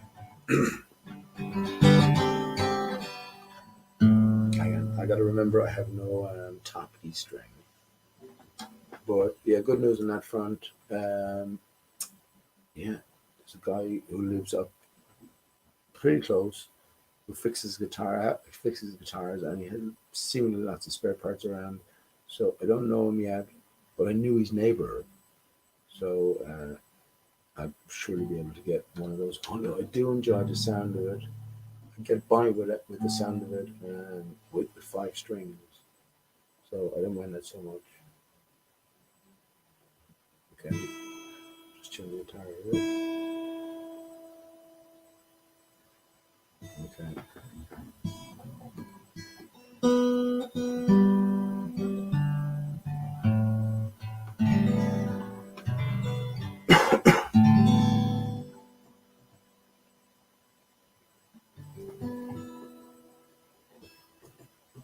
Oh yeah, the third original song, by the way, Acadian Driftwood, Acadian. Uh, head north, set my compass north. I got winter in my blood. As I looked out the window, pointing north, we have the purple youth of the sky. Looking south, we have the green youth of the sky. So connected to the rainbow colors as well. And what we ultimately think the rainbow is, when you change your context, when you change your mind, well then, needs must your picture changes. Paint your picture of the world. You love your child, so who you love. Paint your lover your picture of the world you think you have. Everything begins with those "where am I" questions. Where am I? What's going on? So you tell me. You tell me. Paint that for yourself. To a degree, I have painted it. I'm continually painting it. My latest thinking is Belle Earth. So the tree is intact. The other side, this side, the tree is cut. The very center, we have a giant hollow, which is the cunt tree. We all live in countries. To a wild, unknown country where I did not have. Paradise on the fifth day of May, but I did not hang on to her very long. So I cut off my hair and I rode straight away to a wild, unknown country where I could not go wrong. Very encoded song as well. So yeah, this side we're on the stump of the tree of life. At the center we have this giant hollow filled with water. This is what the tides is about as well. We have something moving up and down. What's moving up and down? This is the root from the tree that's intact. The other side. So it's moving in three directions, up and down, spring and fall on an annual basis, on a daily basis, round and round like a giant whirlpool, and on a monthly basis, then in and out. And this is what accounts for the phases of the moon. And it's this gong, right? This gong, this bell end. Bell end. I'm a right bell end. It's this bell end, which is ultimately Aristarchus. Aristarchus is the divided tree of life. It's this bell end that gives us, well, what? Everything. It gives us, first of all, it separates Earth from the waters beyond. It gives us our skylights. It gives us our day and night. It gives us our reactionary ether, without which we would not, we would not exist. We would not live. Or matter could not, or what do you call it? Or I struggled similarly for the word last time, or base matter form, but that's not the correct term. It's our, I think of it. We couldn't be to be or not to be. So yeah, that's at the very core of everything, and yeah, that's where my thinking is evolved too. So Bell Earth, yeah, and we live on this sort of stump surface, this outer stump surface the tree is cut, and it's all sort of a magical realm. Everything will fade away with memory, and we come to realize who we are, and that we're having a dream. Ultimately, what amounts or what adds up to a dream, because we come to ultimately it's a dream. It's as real as we know it, but it's a dream because we become aware of our greater um, natures, our greater aspects. That's the way I see it, and yeah, I'm okay with that. I guess I'm happy that it's all unraveling or resolving, I should think. But yeah, I'll be happy. I guess I'll be happier when it actually gets to resolve. The process is long and arduous.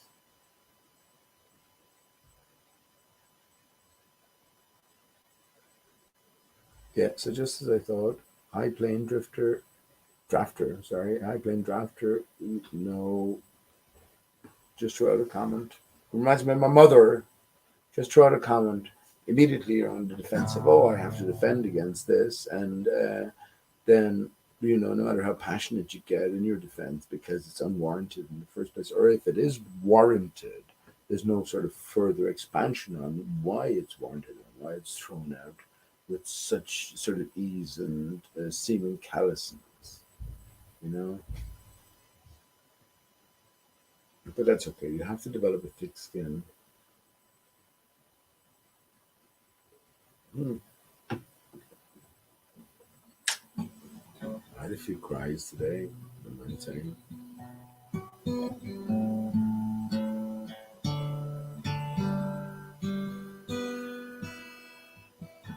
All right, let me play this a little bit softly.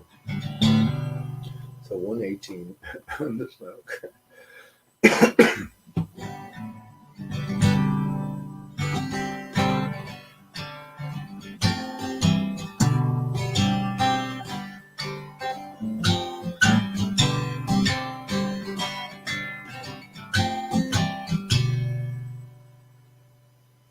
I'm for working years and standing in your dress and getting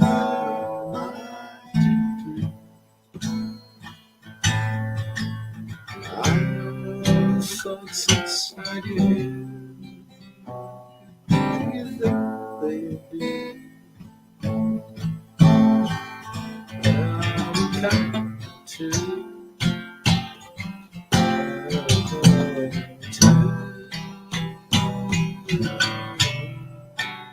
and blame it on the black star. And blame it on the falling star. I can blame it on the satellite which brings us home.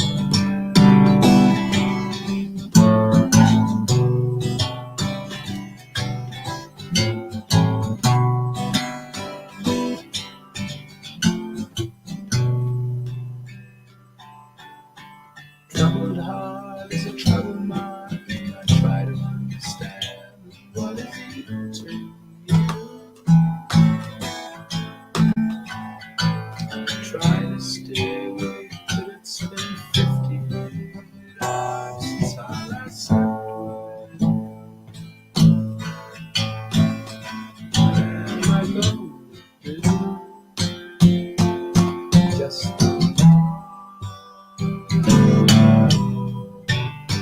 blame it on the black star. I blame it on the falling sky. I blame it on the satellite which brings us home.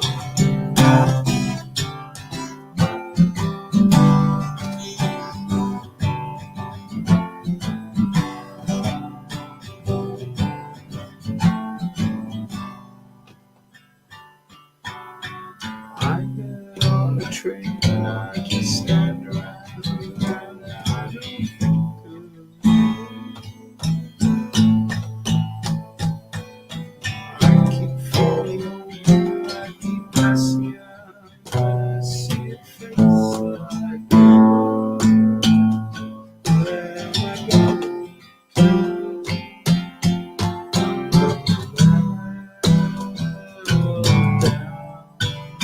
I blame it on the black star.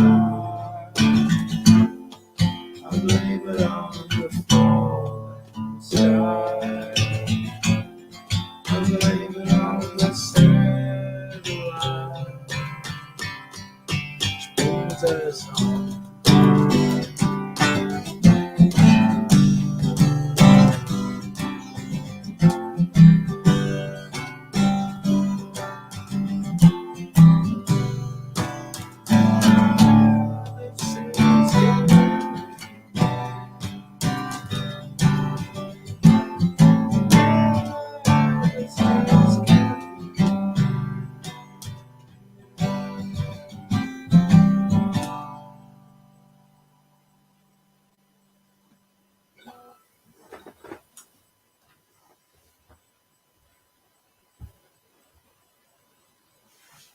Yeah.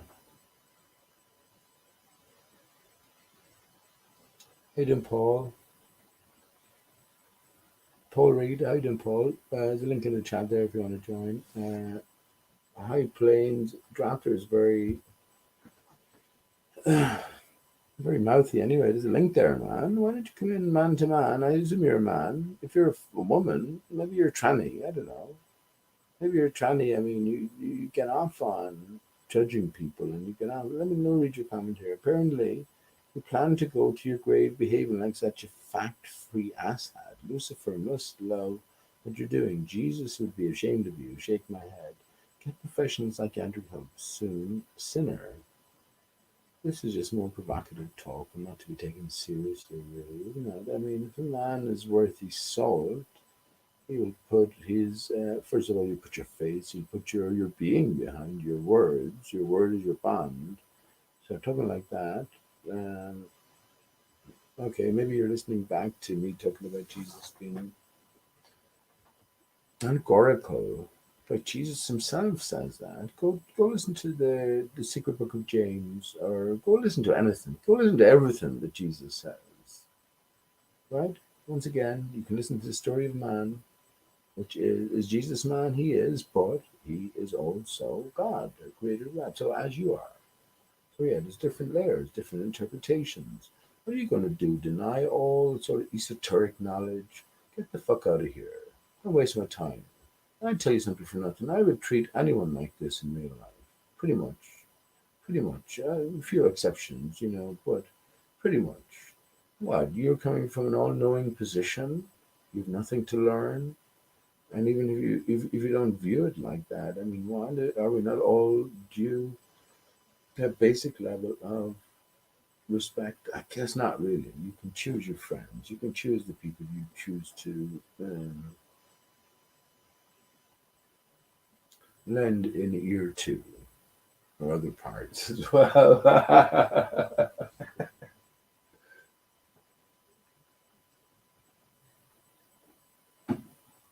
um, Let me get rid of that off the screen. That's just, man, what are you talking about? What are you talking about? You're talking nonsense. You're talking nonsense. How the fuck can you hope to control anyone else's thoughts or anyone else's point of view on something? And even if you hope to, first of all, you have to hear it, and then you have to understand that people are hopeless, or we as individuals are hopeless at expressing our thought, our complete thought process via the word. This is why the word is so powerful in a sense. I mean, I can extract an emotion from you by just using a word.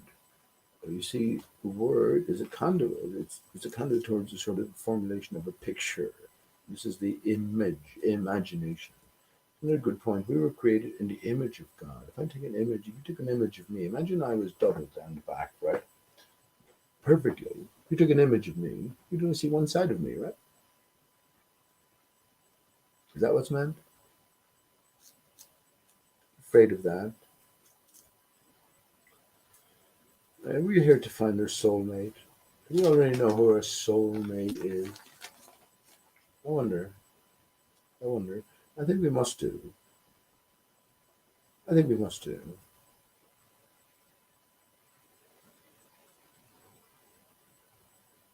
I could be wrong. I could be right. May the road rise with you. May the road rise with you. That's a good one. That hadn't come to my mind. Could be wrong. I could be right. It came to me a few times, but the last bit. May the road rise with you. I could be wrong. I could be right. Could be wrong. I could be right. I could be wrong. I could be right. I could be black. I could be white. May the road rise with you. May the road rise with you. I think that's close enough to. I remember. I think that must be back in the 80s sometime. Don't worry about that, man. I'm fucking used to making an ass of myself. What are you doing here? Don't let me. What are you doing here? Come in here and put the link in chat, first of all. Once again, for fuck's sake, come act like a man. That if you met me face to face, you'd talk exactly the same way. Otherwise, man, what am I supposed to expect? I made an ass of myself many, many times. Don't be worrying about that. Don't be worrying about that. Don't be worrying about that. Yeah, I've long since got over that. What? What? What? Look, as I look at the screen, there's one person viewing tonight, live on this plane, on this planet. Grand. So what? What? I'm not treating you like you're treating me. I'm saying to you, you're welcome here. If you have a problem with what I have to say, problem with how I sing, well, don't be here. I'm going to still do it. If you have a problem how I carry myself, what are you going to do? How's it going to affect me? Not too much, I guarantee you.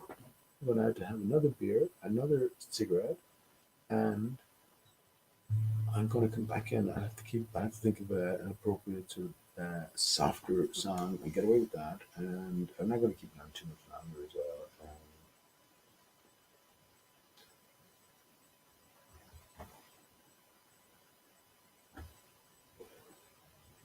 Yeah, high planes drafter. Go to some channel that you've been sold something. I'm not selling you anything. Although if you want to donate to my GoFundMe, yeah, feel free. Much appreciated. I love you for that. If you do. That's a joke, by the way. Shove it up your arse.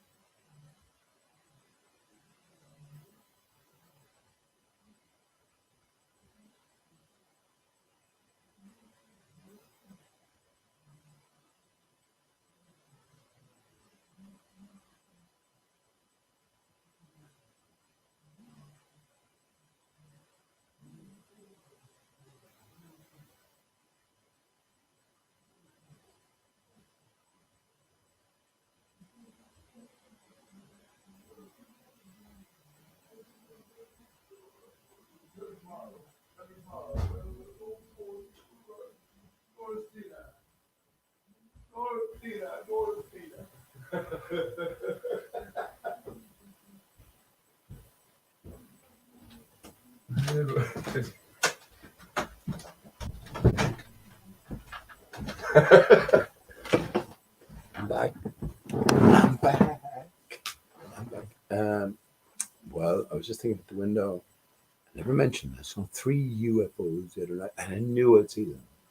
How many times have I said as well? If you're looking for a sign, ask for a sign. From a true heart, right? Nothing concealed. Ask for a sign. You get a sign. It's a greater significance to everything we're experiencing, going through. We're coming away from sort of an opposing acceptance, a blind acceptance that is in the giants of science. But of course, science is all about the one. It's all about the material. It's all about the countable. It's always all about the accountable, which is a better way of putting it. If you can't account for something, or if you don't admit it from the start as a possibility, well then, any calculation or any pathway you veer off on will be lacking and will be at variance from the truth, and that makes it, well, what, a lie. So, yeah, three UFOs. Once again, I knew I'd see them.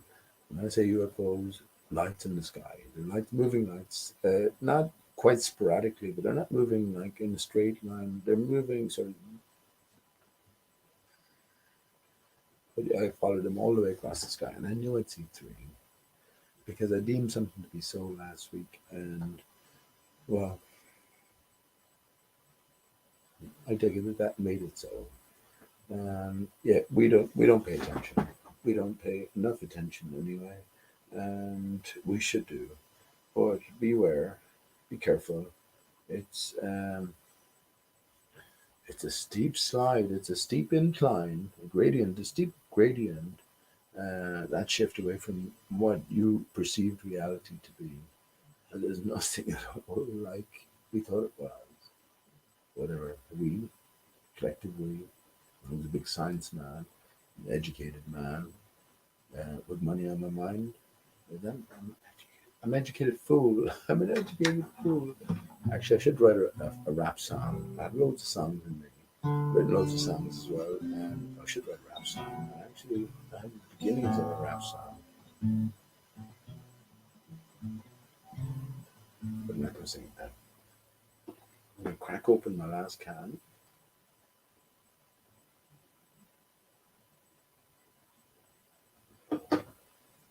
and bid farewell and not give a damn. But I'm not going to sing that song. I was going to sing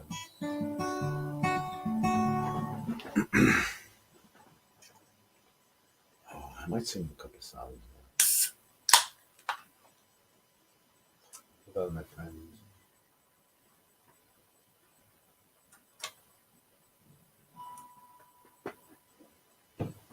I didn't even get talking about the Statue of Liberty and ISIS. 1776. The book is in the right hand. Sorry, the torch is in the left hand. Sorry, the torch is in the right hand, held aloft. The book is in the left hand, which is the Declaration of Independence, dated 1776. The left is the sinister side. So this relates. The sinister side relates to the material. The material, the gross. That's the word. Excuse me. That's the word I was looking for earlier on. The gross material. Gross material aspect of us. We won't survive. This is what science tells us. We are gross material. When that material dies, you're okay. You lose all recognition. You lose all aspect, but you're still in existence. Your one atom might be here, one atom might be over there, the other. And so a bit of consolation there. It's like a religion in another sense, isn't it? To know that you're not nothing. You're afraid of nothing.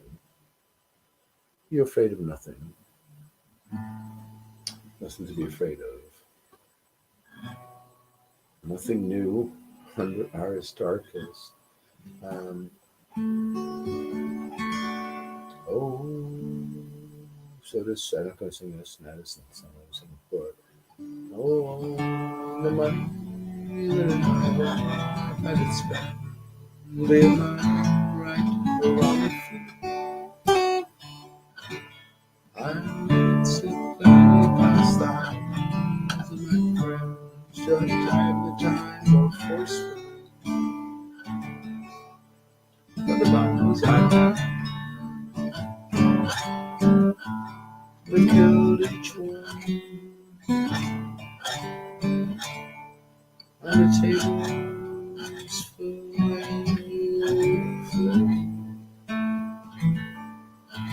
and the corner sign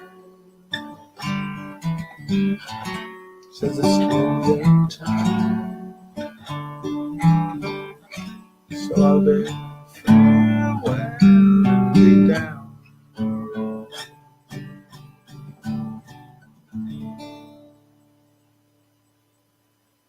Emma Ryder, how you doing, man? How you doing? It's just me doing the usual. Any questions, man? Ask me. I don't think there's any serious conversation to be had in this arena anymore. Really, I really don't. And at this stage, the only place I go now is to Tim Osmond's Discord, and he invited me there. Normally, you have to pay for that. I think we sort of both realized we're getting to the end of the game here, and everyone playing their little part. Even your own name is very interesting, Emerald Rider. Here I am in the Emerald Isle, claiming to be King of Era. I'm not just King of Era. I told the beautiful Neve across the way, and I mean it, that she's Queen of Era, and her husband Jer is King of Era as well, and the beautiful children as well. In that, certain specific sense, and yeah, we're much more beyond that. We're miracles. We're divine. We're divine. What is a vine? Yeah, it's very interesting. Bacchus, right? So yeah, if we're divine, we're separated from the vine, separated from the tree of life. So the tree of life exemplifies the how do you put it? The very core of the material, the essence of the material. We are beyond the material. What are we of true nature? Who knows, man? Who knows? Guess if you really wanted to know, I guess that Peach is looking at himself here now. And if I really, really, really wanted to know, I think I know how I would go about it. But then that leaves me separated from everything else. And I'd rather everyone go to the same place than just you go away to one place. Although maybe you know that everyone is destined for that same place, ultimately. But it doesn't involve leaving everything behind. And are we capable? Are we capable of leaving everything behind? I'm not just talking about material stuff as well. I'm talking about everything that we took to be true. I mentioned to someone recently that I drink urine, and well, I talked about this a little bit earlier, but I haven't made no bones about that. And the slagging I've got online here, unbelievable. Mind though, I said it in well, not openly, but I mean, if the topic arose, I would say it openly and proudly as well. I don't mind. I don't eat animal parts. I don't eat a pig's arse. Don't put that in and then drink what comes out. No, I don't. As I said earlier on, I know whatever comes out tomorrow will be just a flushing out of this, which my core being knows that it's not good for me. Whether it takes my mind, yeah, it doesn't matter. It makes me feel a little bit different, but at the same time, I'm capable of having these conversations and talking about it, exactly what I talk about. Stone cold sober. I'm capable of going and playing what I have to play, singing what I have to say, and what I have to say. I actually said it today, to a whole load of workers. There was about fucking six of them. I didn't think about it. They were the Irish Water Company. And there was one hole. I didn't know what they were doing. It was just very small. One of those small sort of outlets. You pull up the thing and you have access to something, whatever. You just turn. But they're just filling it in with sand and putting, just replacing it. There were six of them. Five of them were standing around doing nothing, and one of them was doing what he was doing. But I didn't go in that judgmental sense. I was thinking now, it's not a waste, but that's typical, isn't it? But I did say to them the thing about water. I said, well, what do you reckon with the fluoride in the water, lads? Do you know the north of Ireland, all the people got together and what do you call it? Got the fluoride out of the water, uh, you know, because of its toxic nature, and there's no necessity to put it in the water. What are we doing about that? And then we got on. Not we. I got onto Corona. It's a similar thing with Corona. The Corona hoax, I said, and yeah, one of them agreed with me. The others sort of put their heads down, and I said, ultimately, I'm just saying this because I did it. I don't need any drink, or I'm probably more fucking passionate when I'm stone cold sober. Stone cold stone. That's good. That's good. That's a multi-spoonerism there.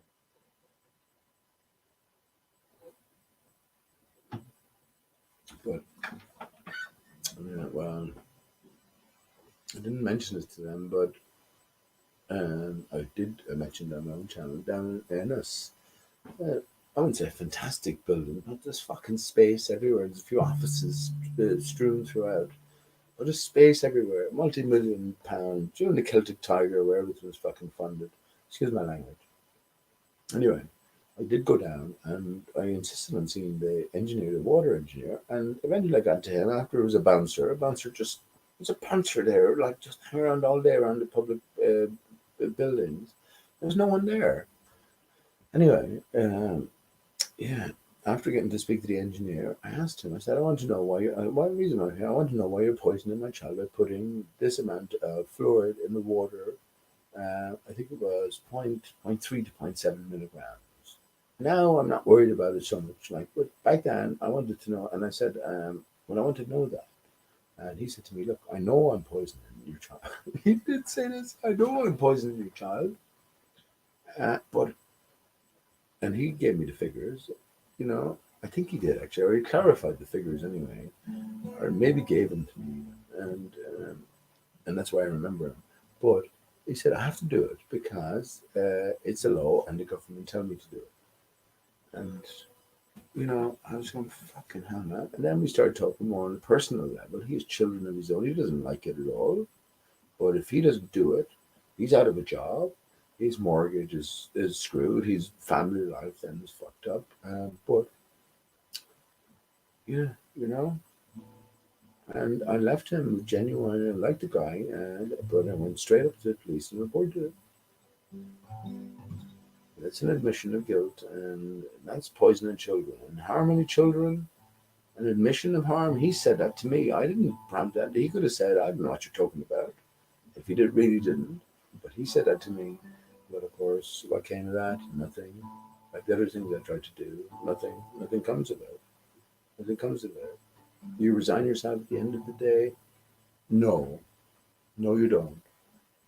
But you gotta have but you gotta have faith. Hang on, what key would that? Actually, that'd be a good song to sing. George Michael, another fake dad, but I gotta have faith. I gotta have faith.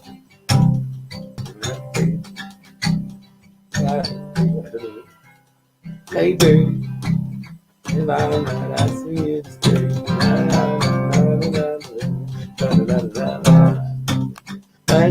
But actually, I think I do a good version of that. What do you reckon? For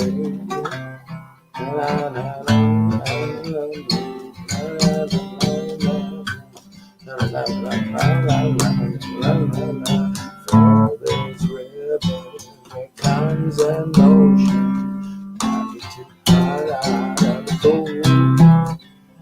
I reconsider of an ocean.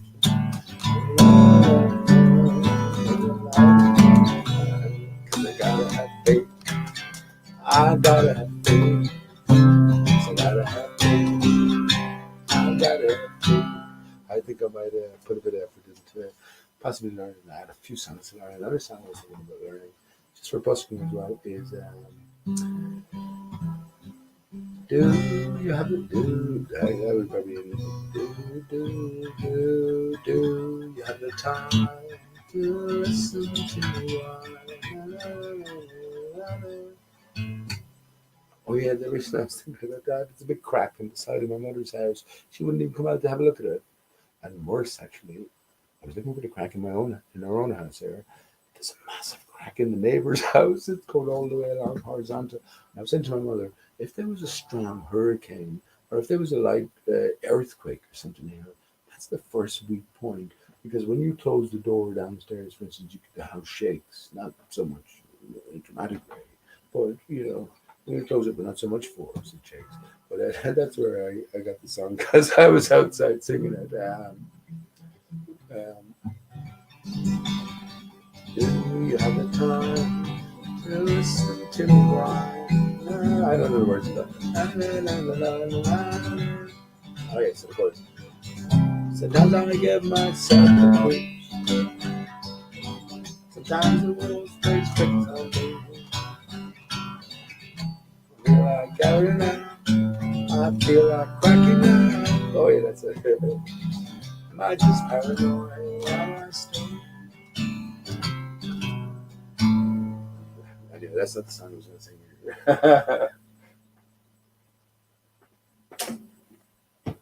But another good busking potential song.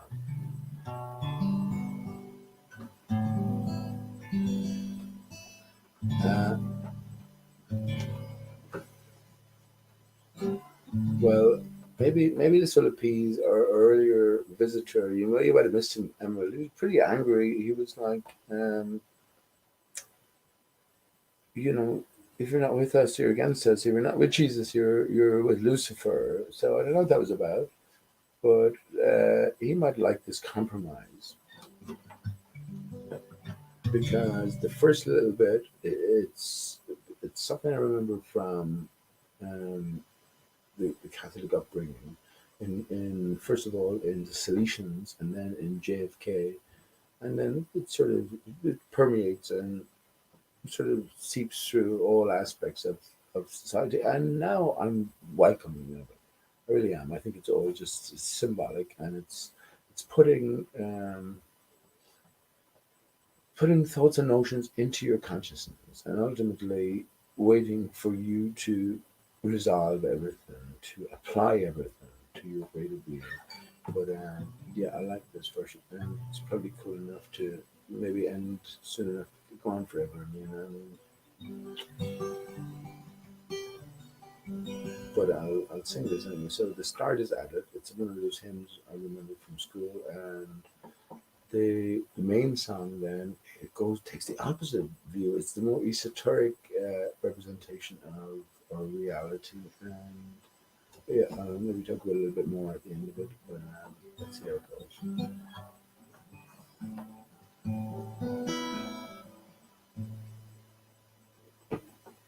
She's playing it in G as well, and I'm missing the top E string for the G, but I think it's so get away.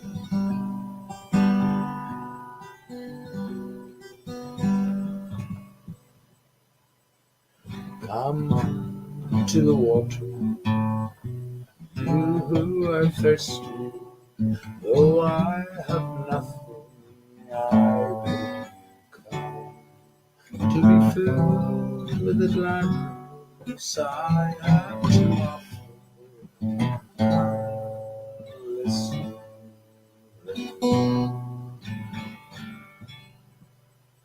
I went down to Hazel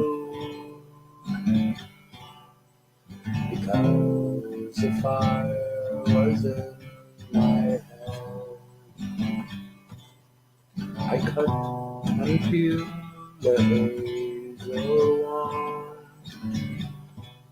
and hooked a berry to a thread.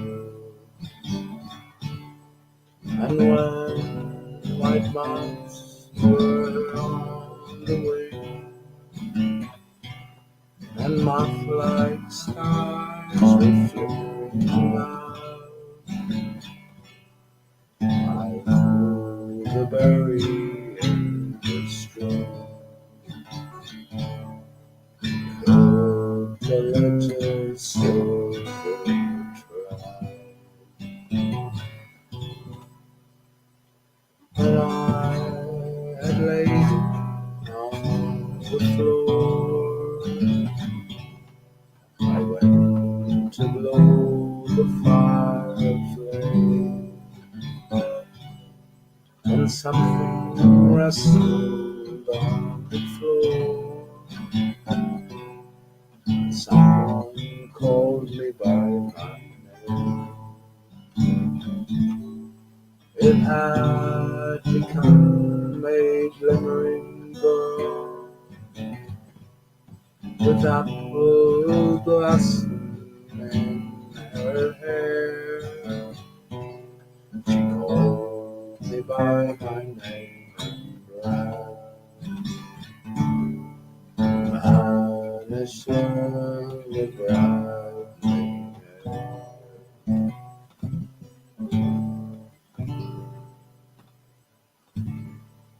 Now I know with wondering through hollow lands and hilly lands, I will find out where she has gone, kiss her lips and hold her hand, and walk among undappled grass, and pluck till time and time is done. The silver apples are good, golden apples are the sun.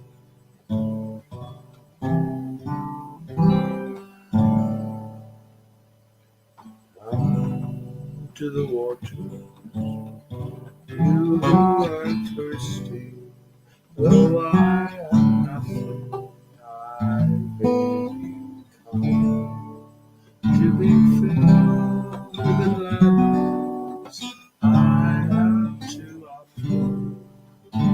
Come, listen, babe.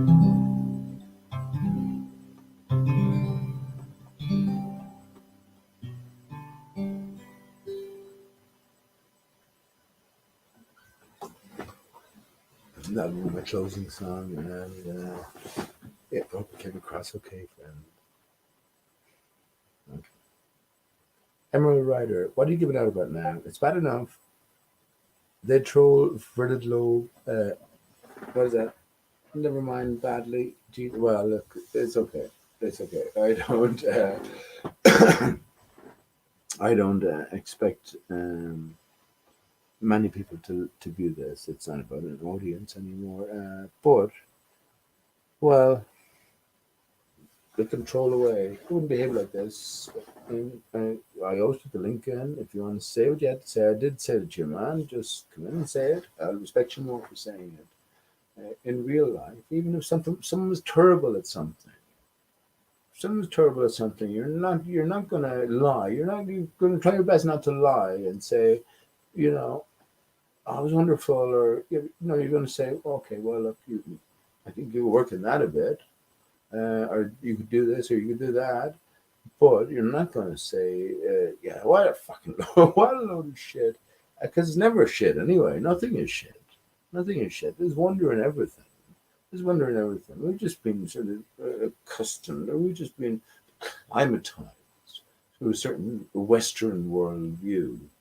But I do think there's wonder in everything, and I do think all books are worth reading. All music is worth hearing. All encounters are worth making.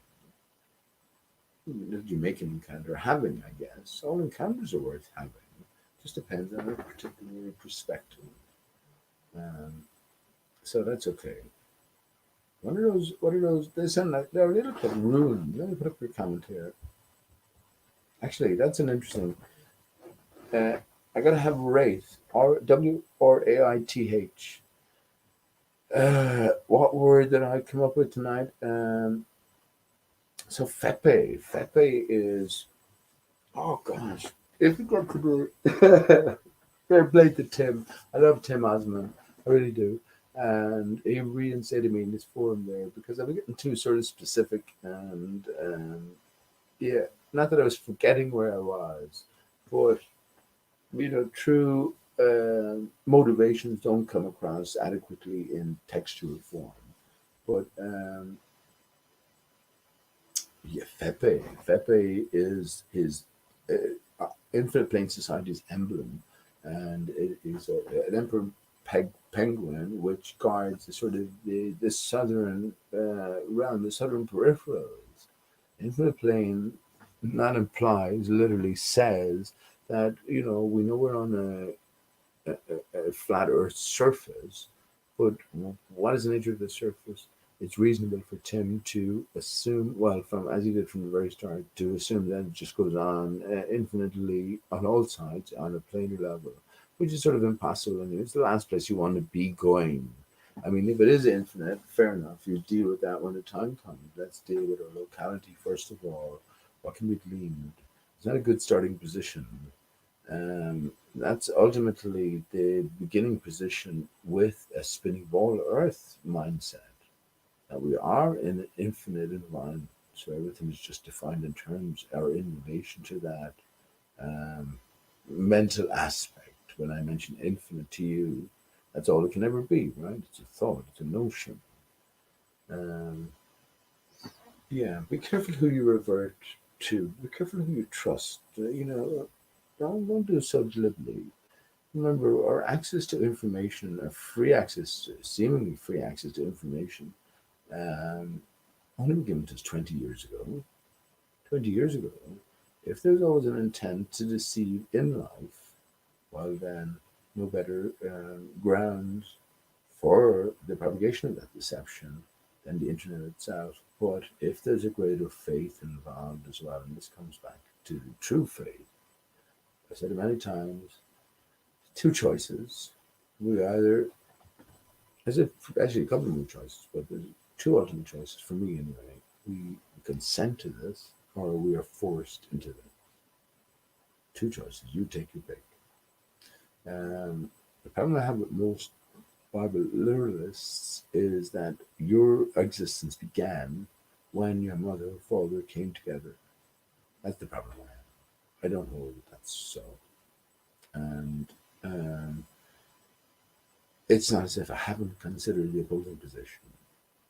It's what I've accepted all of my life. I had 70, that's exactly where I was at. It's like Bible literalism. That's exactly where I was fucking at when I was a young fella. But, yeah, I accepted it to my core. I passed that sort of core intrinsic understanding that I had, or acceptance that I had, onto my most nearest and dearest and loved one, which is my beautiful son, Stephen. I love you, my Steve. Always have, always will. Nothing ever changes that. Time is a different kettle of fish now. We're all coming to view time differently. Next time I see my son, Stephen, next time I hug you, my Steve, it'll be like the last time I hugged you. And that is the way that a man never wants to leave go. Anyway, when when it comes to these differing considerations, how far are we willing to extend our minds? How far are we willing to go beyond what we what come to accept or come to trust or come to have a faith in? It is a faith when you step outside of yourself. So it's all about a differing, that's a good way, a differing faith. And of course, once you come to a certain point, you realize that, well, science and religion, they're both aspects of the same center, and that is, well, church, the church center. Um, three independent states, right? So Rome, City of London, Washington, D.C. I say all three now are brought down.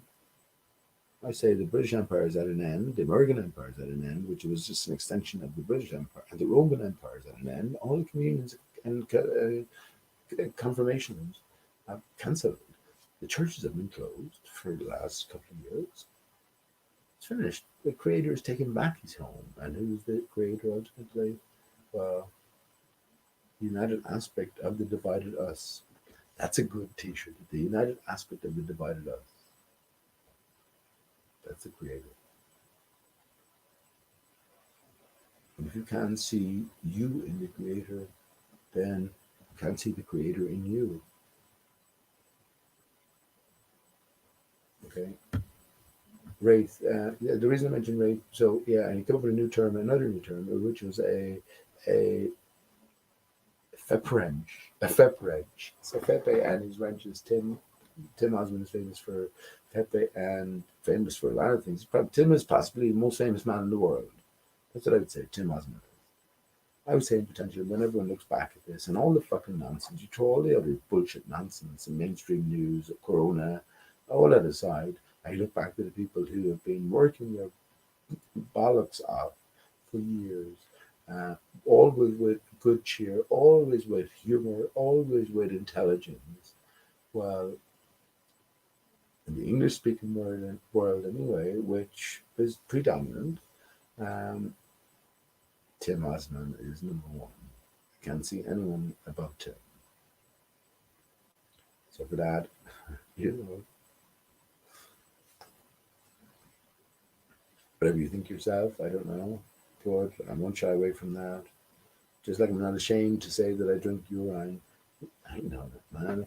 If I put lovely bottle, if I put fruits, lovely, stuff into me and have a good intent about it as well, what comes out of me is gold. I'll never get cancer. I know it. I never get fucking corona. I'm not worried about anything. No, I might look the best, but I don't look the worst at the same time. These are like lines of age, but also teeth. There's uh, teeth lacking, but otherwise, outside of my leg as well, I have difficulty in the heat. It's been pretty hard, and I have a silicone sock, and it gets it's sort of swampy inside, and you're just squelching around, and it's like walking around with a stone in your shoe. Yeah, not too pleasant. But anyway, outside of that, though, I can bear it, and yeah, my general health is excellent. I need to decide. Well, yeah, where do we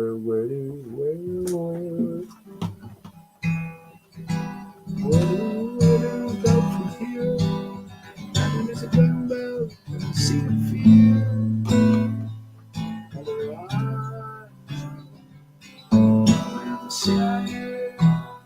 It's on my way. On my way. Start. Stop.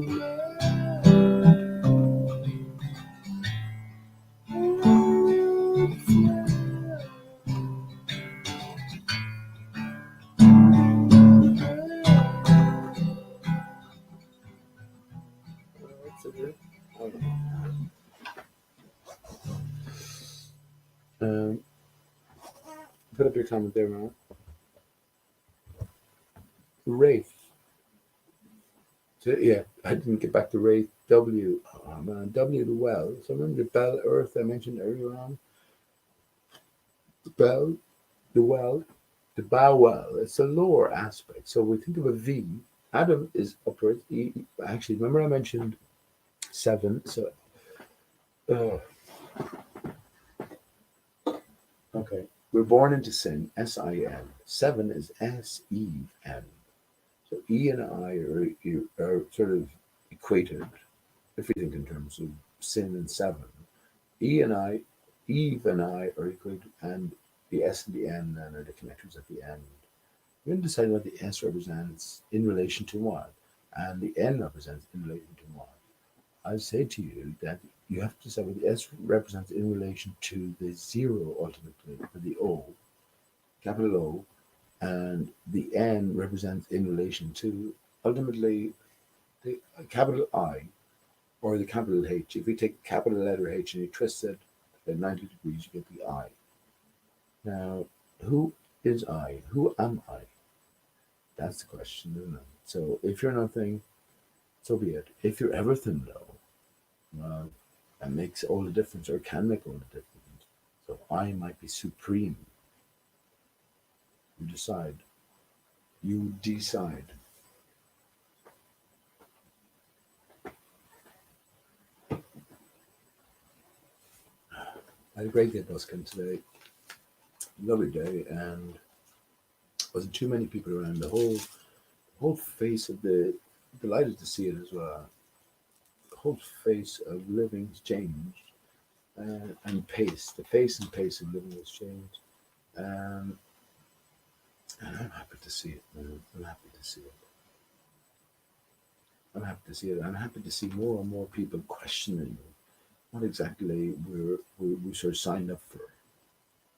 Because I think that's the ultimate purpose here is the awakening of mankind to come to sort of question the authorities, question the faith that you had in institutions. It's all about ultimately lacking in yourself. If you didn't do something that you wanted to do or you regret not doing at an earlier age, then the people that who have did that, you will naturally and almost necessarily put up on some sort of a pedestal. They can do something that you can't do, and you can only imagine how far advanced they are now, considering that they did what you didn't do or couldn't do, and when you wanted to at such an early age. Fuck it. Stupid. Throw it all out. No one can do anything that you can't do. Don't sell yourself short. You're wonderful. You can do anything at all. Don't be putting brain surgeons up on a pedestal. I don't mean that in any way. Have a basic level of respect and love and honor for your fellow man. Assumptions that like they're the best intentions, um, and their best intentions are in play. But at the same time, don't sell yourself short. If you spend years doing something, anything in specifics, which brings me back to an expression I was thinking about earlier on, actually, which is a jack of all trades and master of none. This word jack, remember I mentioned Jack and the Beanstalk, and it's been popping its head up for years. I've been speaking about it for years. Can anyone think of one expression with Jack in it that is a sort of an adage or a words of wisdom or that sort of thing? Can anyone think of an expression where Jack, which incorporates Jack, Jack, but it's a positive thing? Every example I have been able to think of is a negative thing. I mentioned Jack and the Beanstalk earlier on as well, and that cutting, that felling of the stalk or the tree, and yeah, we assume it was felled this way. Well, it's actually three. It's a threefold divide, by the way. I think this is ultimately what the 888 represents. Which I say to you, the threefold divide in ourselves. You and me and my. Let me speak for myself. Me and my female counterpart divided on the spine, interwoven around the soft body parts around the central spine, and yeah, that's one divide, one axis. The other axis is myself, divided from myself down the central. You can see the mirroring aspect to all of us, right? So myself, yourself, divided about yourself. But then the third axis is a central axis through the heart, where everything, a slightly different variation, everything above the heart is inverted or expanded or exploded below the heart. And if you're going to give me an example, I bet you I'll be able to give me a challenge. But give me a body part that's above the heart and say, "Go on, Pete. Go on, Dodo. Tell me how that is. What do you call it? Inverted out in every sense, and it produces its counterpart below the heart. Give me an example, and I bet you I can think. I bet you I'll find one. I bet you I'll find its outlet."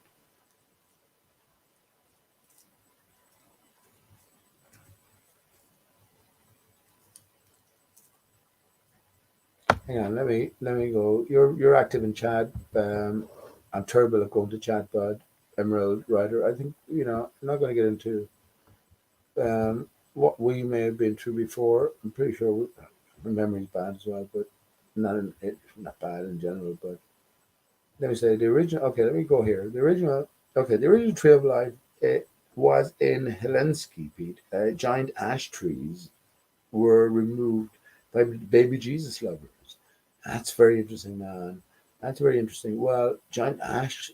So giant as H. That's the first thing that strikes me as the word the ash tree. It's not just specifically about the type of tree. It's something. Yeah. See, the truth is transferred via the word. So as H, man, right? And H is the eight letter. So eight is the infinity symbol. And ultimately, yeah. So let me just say what I was saying about this trifold division. So male from female, self from self, and then this cross sectional divide, but in a different format. Everything above is an inversion almost of everything below, or vice versa. So you can think of that in terms of the fingers and the toes if you want. You can think of that in terms of the pelvis, the hips, and the shoulder blades. You can think of that in terms of the mouth and the anus. Now, what would be the analog or the equivalent to, let's say, your ears or your eyes or your brain? Your brain and your gut is a very good example. That's something that can hone you in on the idea immediately, right? You can see how, okay, I can see how one could be expansion of the other, an inversion of the other. Um, yeah. So if we follow the pathway down, what does it mean? Let's say your tonsils, for instance. That's a good one. That's a good one. Your tongue. Oh, what would be the inversion? If you were to draw a picture of your tongue and then draw a picture of the inversion of it, what would you see? What would you see? So everything is big is small, everything that's in is out, that sort of thing. That sort of thing. Okay, here's another great one. It's a fantastic one, honestly. That's fucking hilarious. What am I sitting on? I'm sitting on the cheeks of my arms. What am I smiling with? I'm smiling with the cheeks of my face. But can you see the possible equation there? That's a good one, isn't it? I have to have a good smoke. Why am I getting another soft sound? My mother's in Idaho. I don't know why she closes the window. I'm gasping for air here as well. She treats me like bad. She's okay though. I love my mother. She's acting great though. But she's decided that everything I say is just nonsense. So it's just, oh, he's speaking again. He has to be talking nonsense because he's always been talking nonsense. She's afraid that if everything I've been saying is right, then I asked her that. I told you that last time. She says, I'd kill myself. For us to do that for me.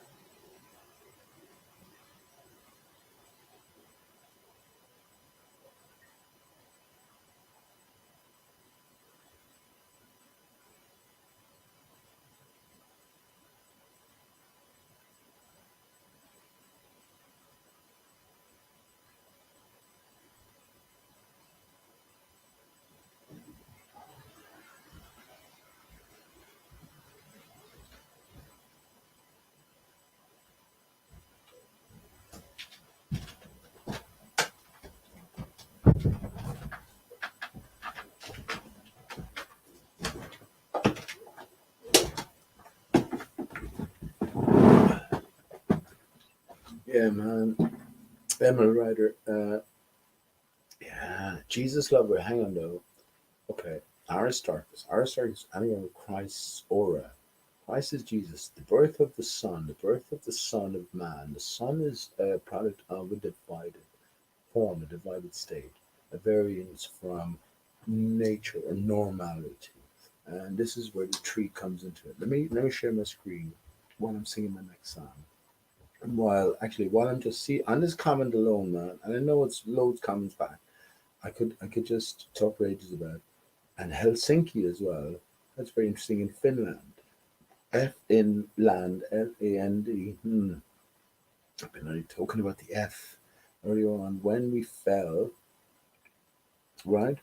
When we fell from eating, Eve ate from the tree, specifically Eve. So who is Eve? Eve was pulled from Adam, right?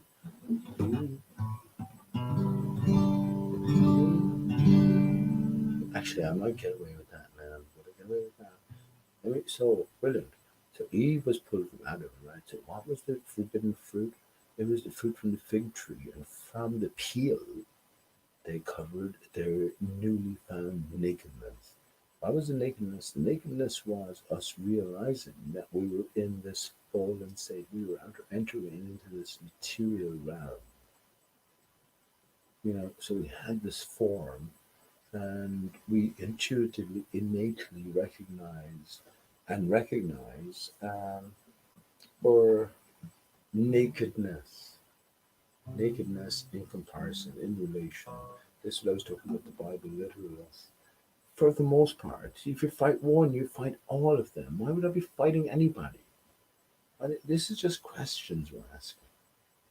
This is just, we've come away from the dogmatism.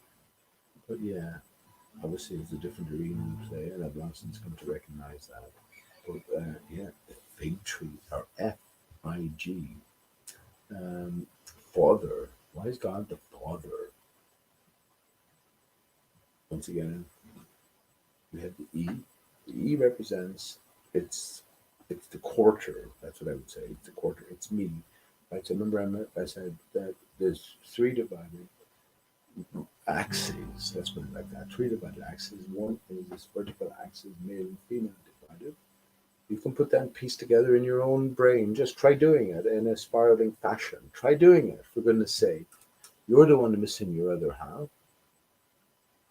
And another good consideration is my right brain is the female's left brain, and vice versa.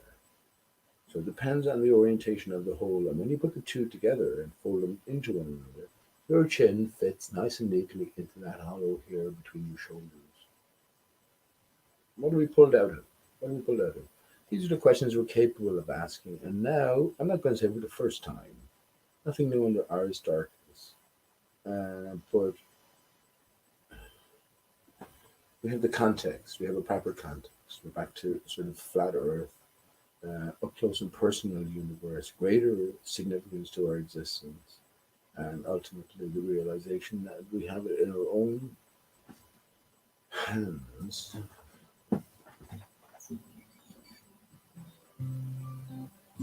to piece together.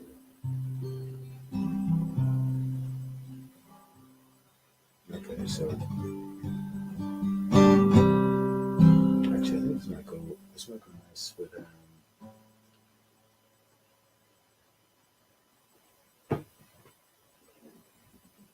think about the ash tree. So the H representing the eight. The eight divided is the S and the S. ISIS, ISS, or ISIS. So yeah, ultimately, everything coming back to our divided state. We can picture giant ash trees as opposed to giant beech trees. It wouldn't make any difference to the vast majority. And it doesn't have to. It's the letters themselves. The letters themselves are symbols. And when we look at the A, when we look at the S, we look at the H, all letters are ultimately in relation to two symbols, which is the zero and the one. And once again, I asked the question, what do you reckon, Emerald Rider? And I'm sorry for not going into the chat. See, if I went into the chat, I get hung up, and I'm already on 3 hours. I'm going to cut it shortly as well because time is limited. It's pretty hard. But yeah, what your answer to that, Emma Ryder? The circle is defined by the line, but what's the line defined by? And so yeah, after I finish the song, we go straight to the possible answer, if I remember. But yeah, baby Jesus, in the heart of darkness, in the heart of winter, we have the birth of the Son of Man. The Son is the divided state. So what is the purpose? The purpose is the reunification, right? They venture into division, learning, I guess, learning, and then the reunification. Uh, I stared into the heart of nothingness. Definitely did. I accepted wholeheartedly. The giants of science were correct. I see they are now as well, but in a different way. In a different way. We are the infinite one. You accept that or you don't. You have faith in that or you don't. And if you don't, well, woe is you. Jesus wept, but you have no faith. Lazarus was dead. Lazarus is not dead. He never died. And if you found that out, what would you do differently? Hmm, I had a great day. I always had a great day. I'm miserable, like, but when I was busking, I had two young children, AJ and Ty, just dancing around me. It was a lovely day in Limerick as well. So a more quiet afternoon. I go in busking maybe 3 o'clock onwards when it's quietening down. But yeah, great, great. And it couldn't help but bring a smile on passers-by as well. The young children, AJ was 5, and Ty was about 7, and they live locally as well. And I know them in passing, and but they're young children now, neighbours. So I don't really know the parents. I know the children better than I know the parents, which must worry the parents somewhat. But I've just been saying hello to him so long. But he was flabbergasted to see me today actually playing. While he was walking with his mum and his brother and his mum's friend and their son Tig, to see me playing and sort of performing, singing live. And yeah, he joined in and he was dancing around. Yeah, that was cool. Right, so not finishing, not starting on that. The Tree of Life, Aristarchus. It has to be Aristarchus. It's the only. It's where all sort of roads point. And the word itself is such. It's the most encoded word. And again, one of the anagrams is Christ's aura, which is Christ's golden sun. Aura, A-U is gold, Ra is the sun. Why is Ra the sun? That's a different question. R-A. If you look at the A in relation to the capital letter H, which way does it veer? Upwards. This tells us that we are, well, first of all, when I mentioned about the brain, we're uprooted, we're turned, we're inverted. The brain is the seed, it's the pot. That should be in the ground.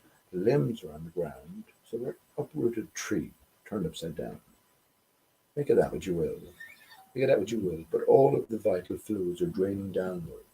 This is why we have all these sort of red bellied passions, because we know there's something amiss, and well, everything is draining down. This is why we have to, focus our intent upwards. And when you do that, I guess you transcend. I guess you transcend.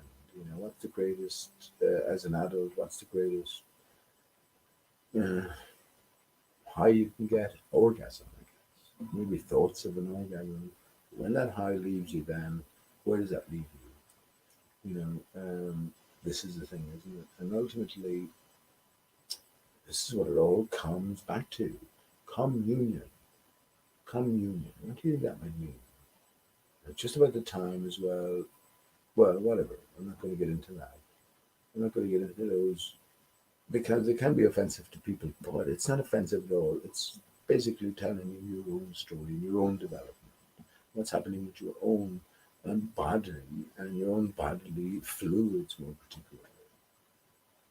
And yeah, that's another story. But let me sing this. I'll get away with it. Probably be nice actually sing it really low. And yeah, before I go, then I'll go to if you have an answer to that. So the circle, and if you disagree with that, fair enough as well. The circle is defined in relation to the line, but what is the line defined in relation to? When you give me an answer to that, then I'll have another question for you. But let me sing this song in the meantime. And pay particular attention, dear friends, to the last verse, which was omitted from the album, which the album is can justifiably be described as the most significant album of all time. And the parting song can be described as the most significant song of all time, as part of the most significant album of all time. And the omitted verse from the parting song to the most significant album of all time has to be and needs must be viewed as well the most significant verse of all time as well. Pay attention to the third verse if you want. I'll sing it low here. I didn't sing it loud and proud today. I did yesterday. I sang my Corona as a hoax song today. I did a good job today, as I do sing every day anyway. And I say I do a good job every day. My harmonica is a bit really here.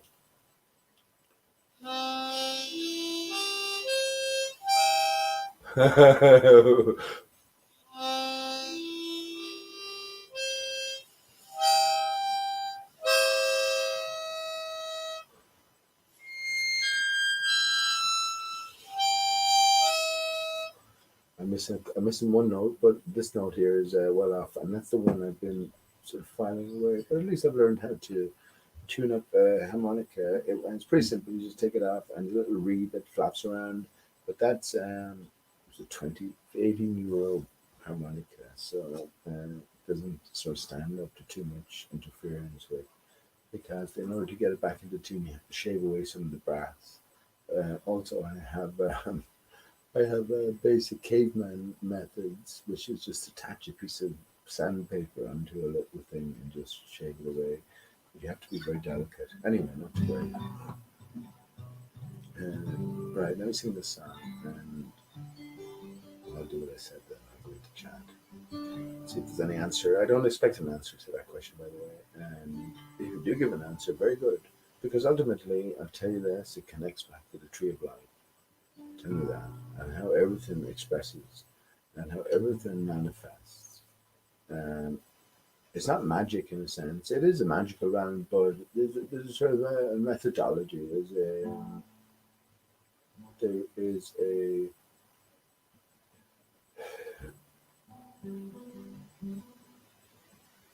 causal link. There's a causal link to the origins, especially in terms of what we experience as external reality. So let me sing this. So once again, pay attention to the third animated last verse.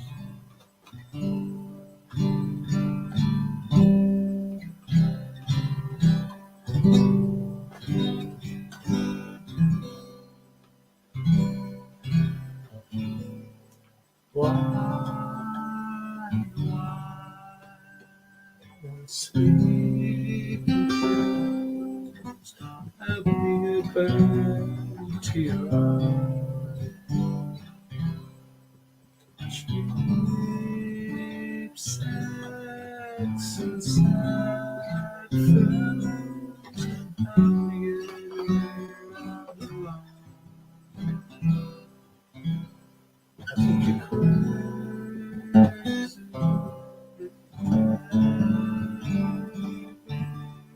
I think you're crazy.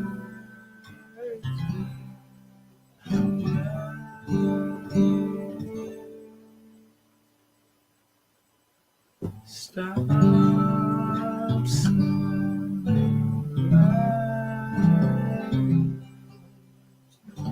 legs always get It's not like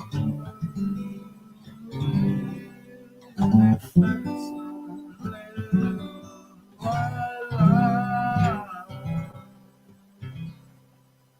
But it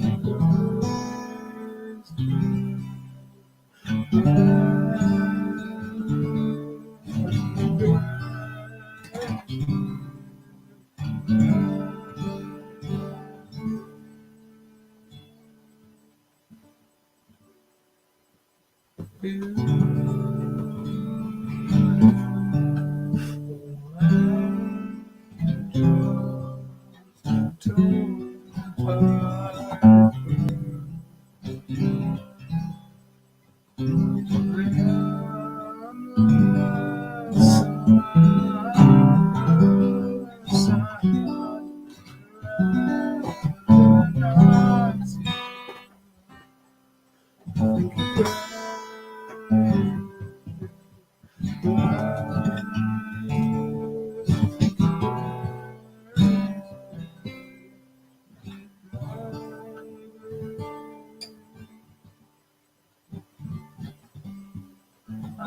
see you in the next life.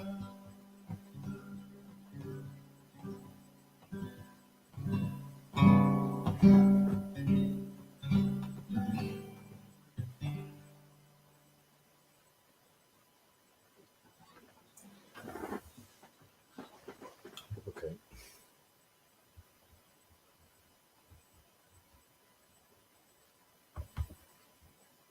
This next question is what exactly does it mean to be an angel? I easily see wings when I'm connected to my female counterpart, but what does that mean? If we're all angels, what does that mean? I guess that's a whole that's a whole different reality. We've fallen down, we're naked here, because maybe it's a necessity in order to be able to appreciate what we rise back up to. I guess we have to come to terms with, or come to recognize, in potential anyway, the reason for a fall. You enjoy life. Are you happy right now? Would you leave life? Would you be someone else? What do you want from life? What is life? You know? So man, Jesus man, you remind me of me and IPS's channel. Thank you, bud. Thank you, man. Listen, that song is honestly and it's not. There's a greater story to this. There's a greater story to everything. And that was my favorite song back before 9/11 happened. When Kid A came out, I bought the album. And as I was driving around in my new car, that was my favorite song. And then 9/11 happened. It was still my favorite song. I'm not sure actually did I buy it. I bought it in around 9/11. It came out in October 2000, actually 2000. So yeah, I was big enough into radio around that time, and if I didn't buy it immediately, I would have bought it. I think pre 9/11. That was my favorite song, and yeah, fucking hell, it has to be for a reason. Motion picture soundtrack. That's summates fucking 9/11 exactly. That's exactly what it was. It was a motion picture presented to us as live, symbolic in nature. We're always meant to see through the literal, and every great movie, every great blockbuster has a soundtrack, a great soundtrack that is greatest of blockbusters of our time, of our era. Well, needs must have the greatest soundtrack. So once again, parting song then says it all, and then the omitted verse. And the omitted verse, let me reiterate it, a beautiful angel torn apart, pulled apart, I should say, pulled apart at birth. Limbless and lifeless, I hardly recognize you. I think you're crazy, maybe. I will see you in the next life. So what's been told here? What's been told here? I think we've been told outright. We've been told plainly and sort of bluntly. Once you get to a certain level, once you get to a certain context. So I guess what's left is first to figure out why we are here. And once again, two options. We choose it, we choose this division, or it's been enforced upon us. I don't entertain the option that we just came into being um, with birth. No, we live forever. Past and future, I think. We live forever. What am I going to do? I can't change that. Okay, and that's a fucking terrifying thing.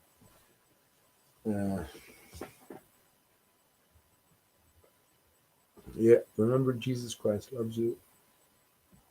Yes, I don't doubt that. I don't doubt that. Jesus is my best friend, and I showed you the statue earlier on. No disrespect to you, no disrespect to anyone. It's a personal sort of relationship. And all relationships where stem from, well, the heart ultimately. Head can say many things. The gut give you an opposing view. The heart, where all is balanced from. Only if your heart weighs lighter than a feather will you make it to the kingdoms beyond. Why is that? Yeah.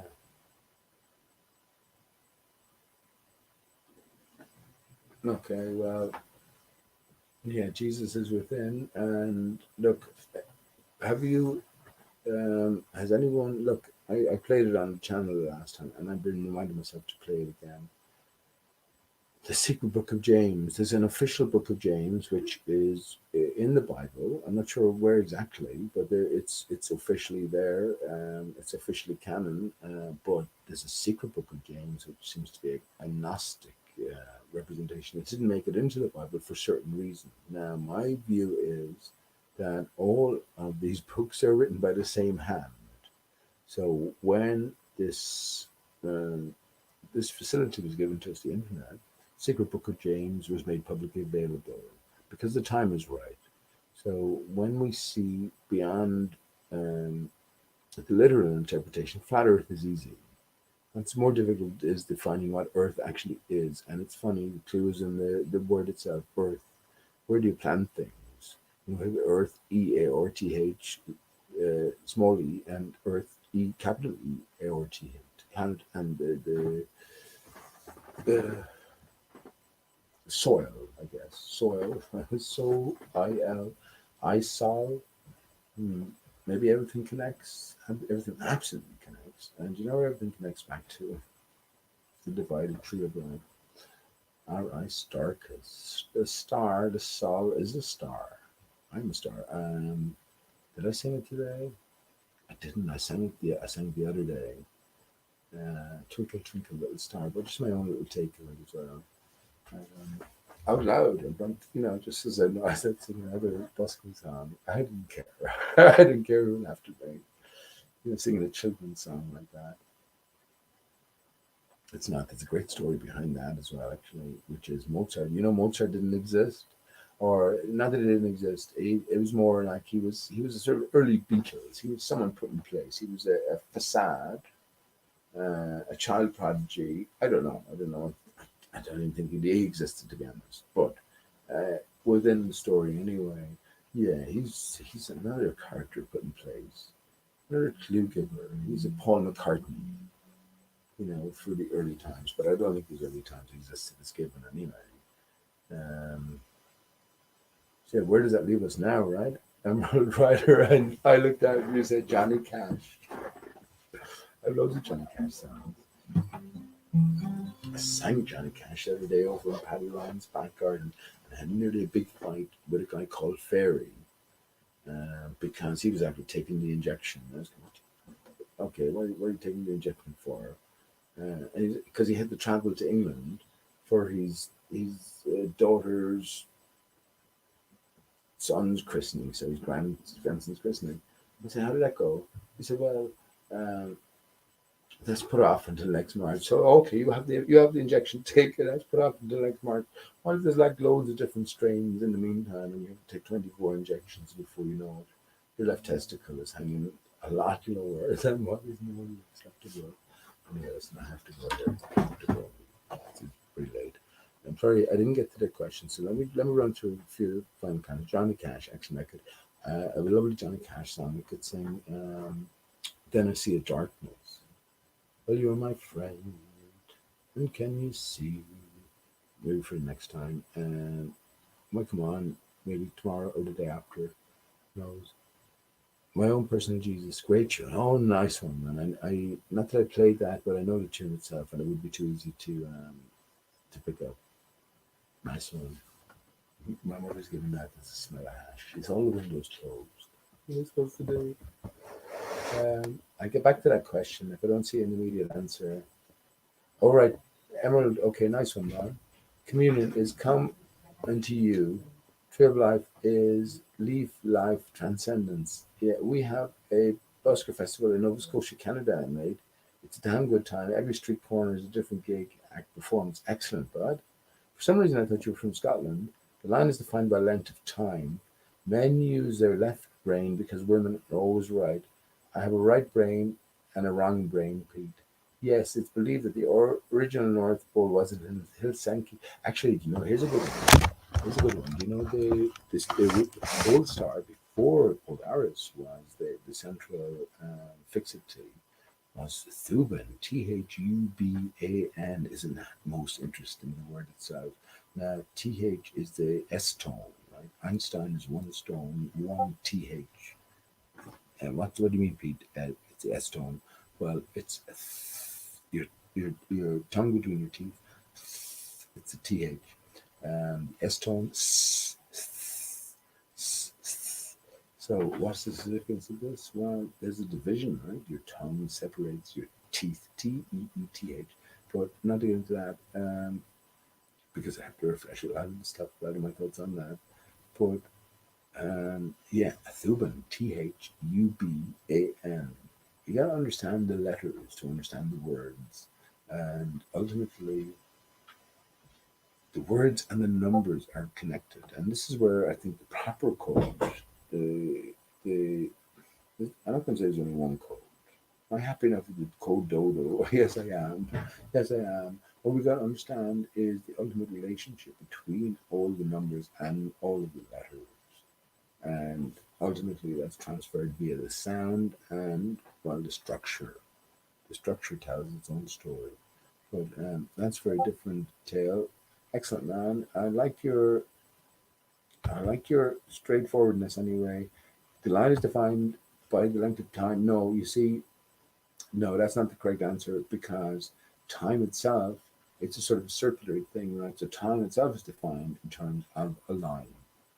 But you're close enough. Think about, narrow it down a little bit more. Define exactly what a line is, and you're making more on point. That's what I will say to you on that. I'm not going to have time to discuss this. Jump on at the start next time, man, and I put the link in at the chat. We'd have a great chat. I had a great chat with many people. Um, but yeah, I like that answer, and I would have a lot to say about that. So let me just go back through the rest of your comments because you made the effort to break them. What sort of mic are you using? Lots of white noise, mate. All right, okay. I know it's just a little Asus laptop mic, and I'm just on a pillow here. Sorry about that. Deceased people's ashes were placed at the base of ash trees and absorbed into the leaves. Okay, oh, nice one. I like that, man. The jewels, or leader, or priest, white picket fence. The worst thing that's happened to people is thinking they need a boss. I agree with that completely, man. The face of the living dead. Jesus, man. I should have. There's some that think urine has genetic markers and make you ingest it. It's like programming the body or so telling it's what's missing. Hence, we're sick. They test on urine blood first. Right, man, listen. Let me count on that. Our bodies are divided. They're cut off. The male and the female. So the female and the vital tar, which is the spinal fluid, pulls in the breasts, right, for the female. In the males and the testicles. This is what happens at maturity or puberty, right? Yeah. So yeah, all of these vital fluids are cut off, and we are divine. We are magical by nature. So yeah, we can relate to it in that sense. But until we change our mind, then we look at everything that comes out of our body as a function of everything that we put into our body. I haven't had meat in years. I'd love a burger now. I know exactly what type of burger I cook, a smashed burger. I'd love that. But I can't do it. I can't do it. I can't do it. And that's okay. It's okay. I'd love a lot of things. Love a lot of things. But I can't do certain things. Um, so yeah, when I think in terms of the vitality, that's it. That's well, it's ingrained within our system and everything that's a product of our system.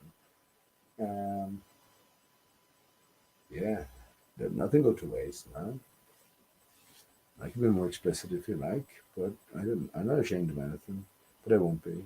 I won't be. I don't. I won't. As I say, I'm not going to drink my urine tomorrow. But if I eat well tomorrow or the next couple of days, fruit, veg, just look after yourself. Whatever comes out, then you know it's good as well because of the color.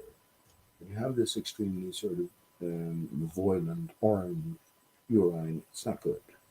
Not good. Your body's flushing itself out. It's getting rid of all these toxins that's being produced, whatever beer you've been drinking, whatever wine, whatever processes they've gone through. You're absorbing pretty much all the chemicals, and your body knows immediately this is extraneous. This is not good for it, so it tosses it out and it throws some extra sort of deterrence along with it, which ultimately takes away from your own vitality and your own sort of reserve. But yeah, other than that, I'll never get cancer, man. I know it.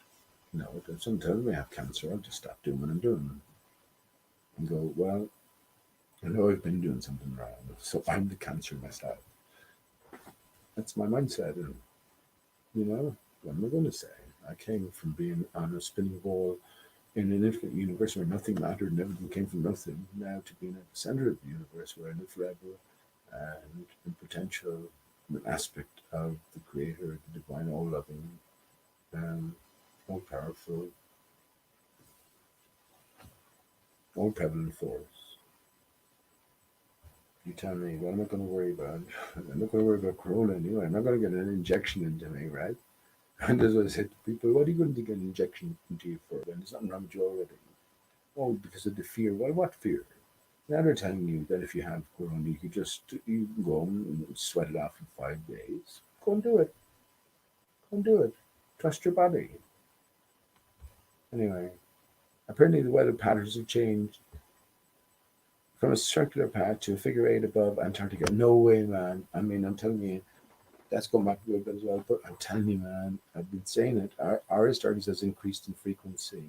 And it's about the movement at the very center which generates what's going on. It's kind of it's reflections, but they're not natural reflections. You got a severed thing, and you got the core emanating upwards.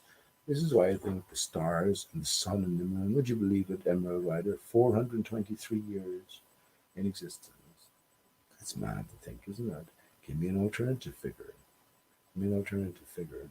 Again, nothing new under Aristarchus, and the dodo leads to Aristarchus.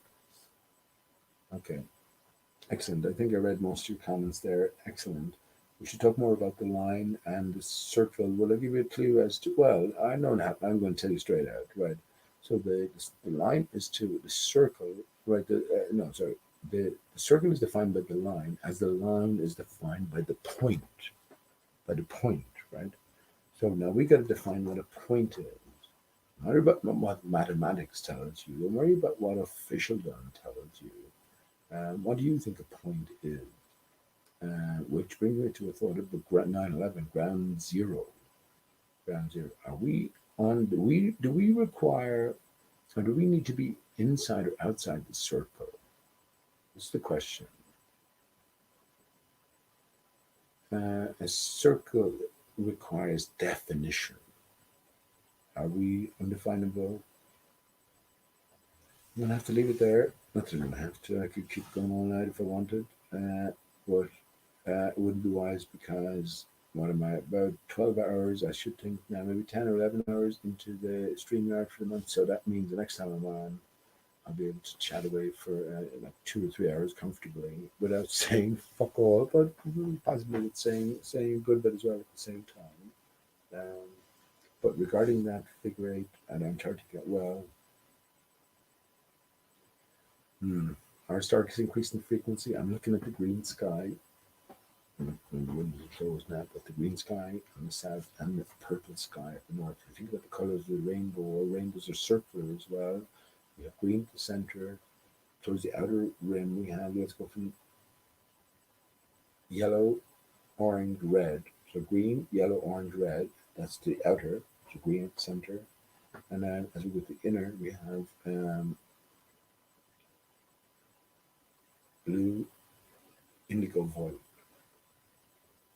The blue, indigo, and there's even a doubt about indigo, whether that's added just to fill up, but 7 colors as well. But yeah, so as I'm looking here from my position in Ireland, as I look south, see the green, the more towards the central green, right? And beyond that, now I'm guessing you're going into the red area.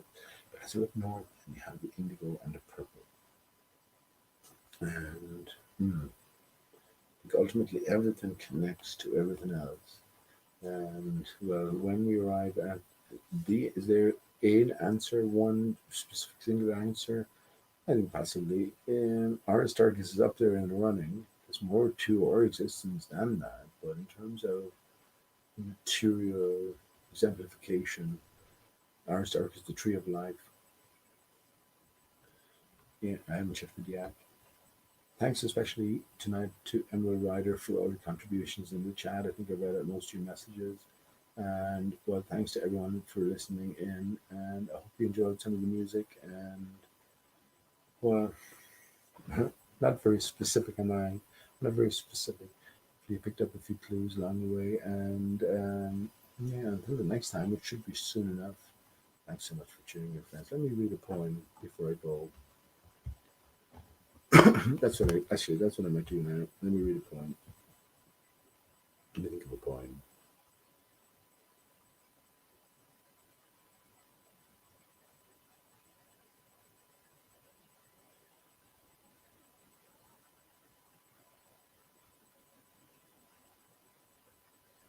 Okay.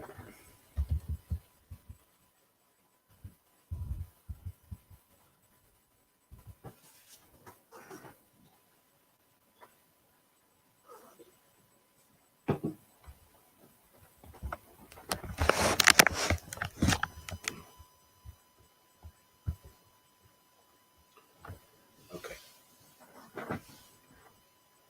The Love Song of J. Alfred Prufrock by T.S. Eliot. Let us go then, you and I, when the evening is spread out against the sky like a patient etherized upon a tape. Let us go through certain half-deserted streets, the muttering retreats of restless nights and moonlight cheap hotels and sawdust restaurants with oyster shells. Streets that follow like a tedious argument of insidious intent to lead you to an overwhelming question. Oh, do not ask, what is it? Let us go and make our visit. In the room, the women come and go, talking of Michelangelo. The yellow fog that rubs its back upon the window panes, the yellow smoke that rubs its muzzle on the window panes, licked its tongue into the corners of the evening, lingered upon the pools that stand in drains, let fall upon its back the soot that falls from the chimney, slipped by the terrace, made a sudden leap, and seeing that it was a soft October night, curled once about the house and fell asleep. And indeed, there will be time. For the yellow smoke that slides along the street, rubbing its back upon the window panes, there will be time to prepare a face to meet the faces that you meet. There will be time to murder and create, and time for all the works and days of hands that lift and drop a question on your plate, time for you, and time for me, and time yet for 100 indecisions, and for 100 visions and revisions before the taking of toast and tea. In the room, women come and go, talking of Michelangelo.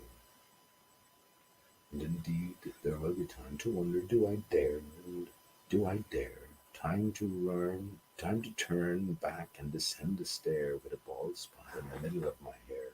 They will say how his hair is growing thin.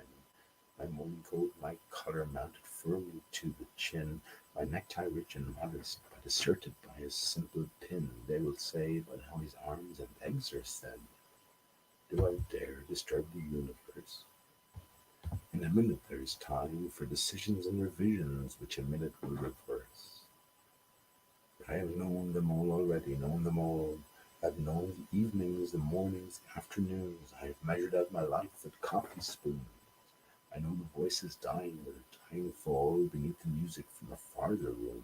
So how should I presume? And I have known the eyes already, known them all.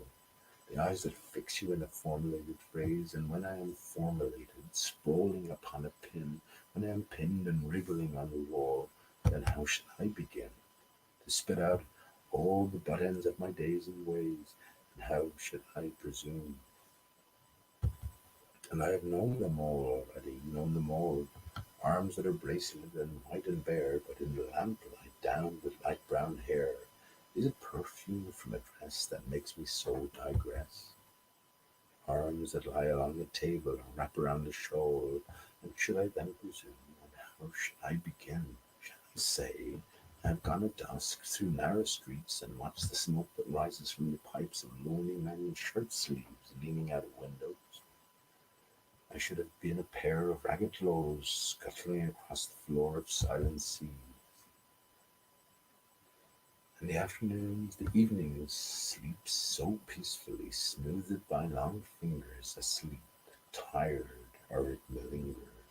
Stretched on the floor here beside you and me, should I, after tea and cakes and ices, have the strength of force the moment to its crisis? But though I have wept and fasted, wept and prayed, though I have seen my head grown slightly bald, brought in upon a platter, I am no prophet, and here's no great matter. I have seen the moment of my greatness flicker, and I have seen the eternal footman hold my coat and snicker. And in short, I was afraid. And would it have been worth it, after all, after the cups, the marmalade, the tea, among the porcelain, among some talk of you and me, would it have been worthwhile to have bitten off the matter with a smile, to have squeezed the universe into a ball, to roll it towards some overwhelming question, to say, I am Lazarus, come from the dead, come back to tell you all, I shall tell you all, if one, settling a pillow by her head, should say, that is not what I meant at all, that is not it at all. Would it have been worth it, after all? Would it have been worthwhile, after the sunsets and the dooryards and the sprinkled streets, after the novels and the teacups, after the skirts that trail along the floor, and this, and so much more? It is impossible to say just what I mean, but as if a magic lantern through the nerves and patterns and stream, would it have been worthwhile if one, settling a pillow, throwing off a shawl, and turning towards the window, should say, that is not it at all. That is not what I meant at all. No, I am not Prince Hamlet, nor was meant to be.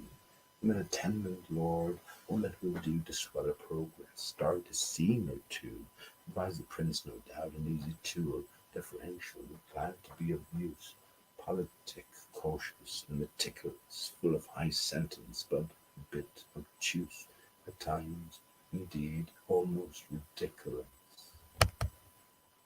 almost, at times, a fool. I grow old, I grow old, I shall wear the bottoms of my trousers rolled. Shall I part my hair behind? Do I dare to eat a peach? I shall wear white flannel trousers and walk upon the beach. I've heard the mermaids sing, each to each. I do not think they would sing to me. I have seen them riding seaward on the waves, combing the white hair of the waves blown back, and the wind blows the water white and black. We have lingered in the chambers of the sea, by seagulls weaved with seaweed red and brown, till human voices wake us when they drown.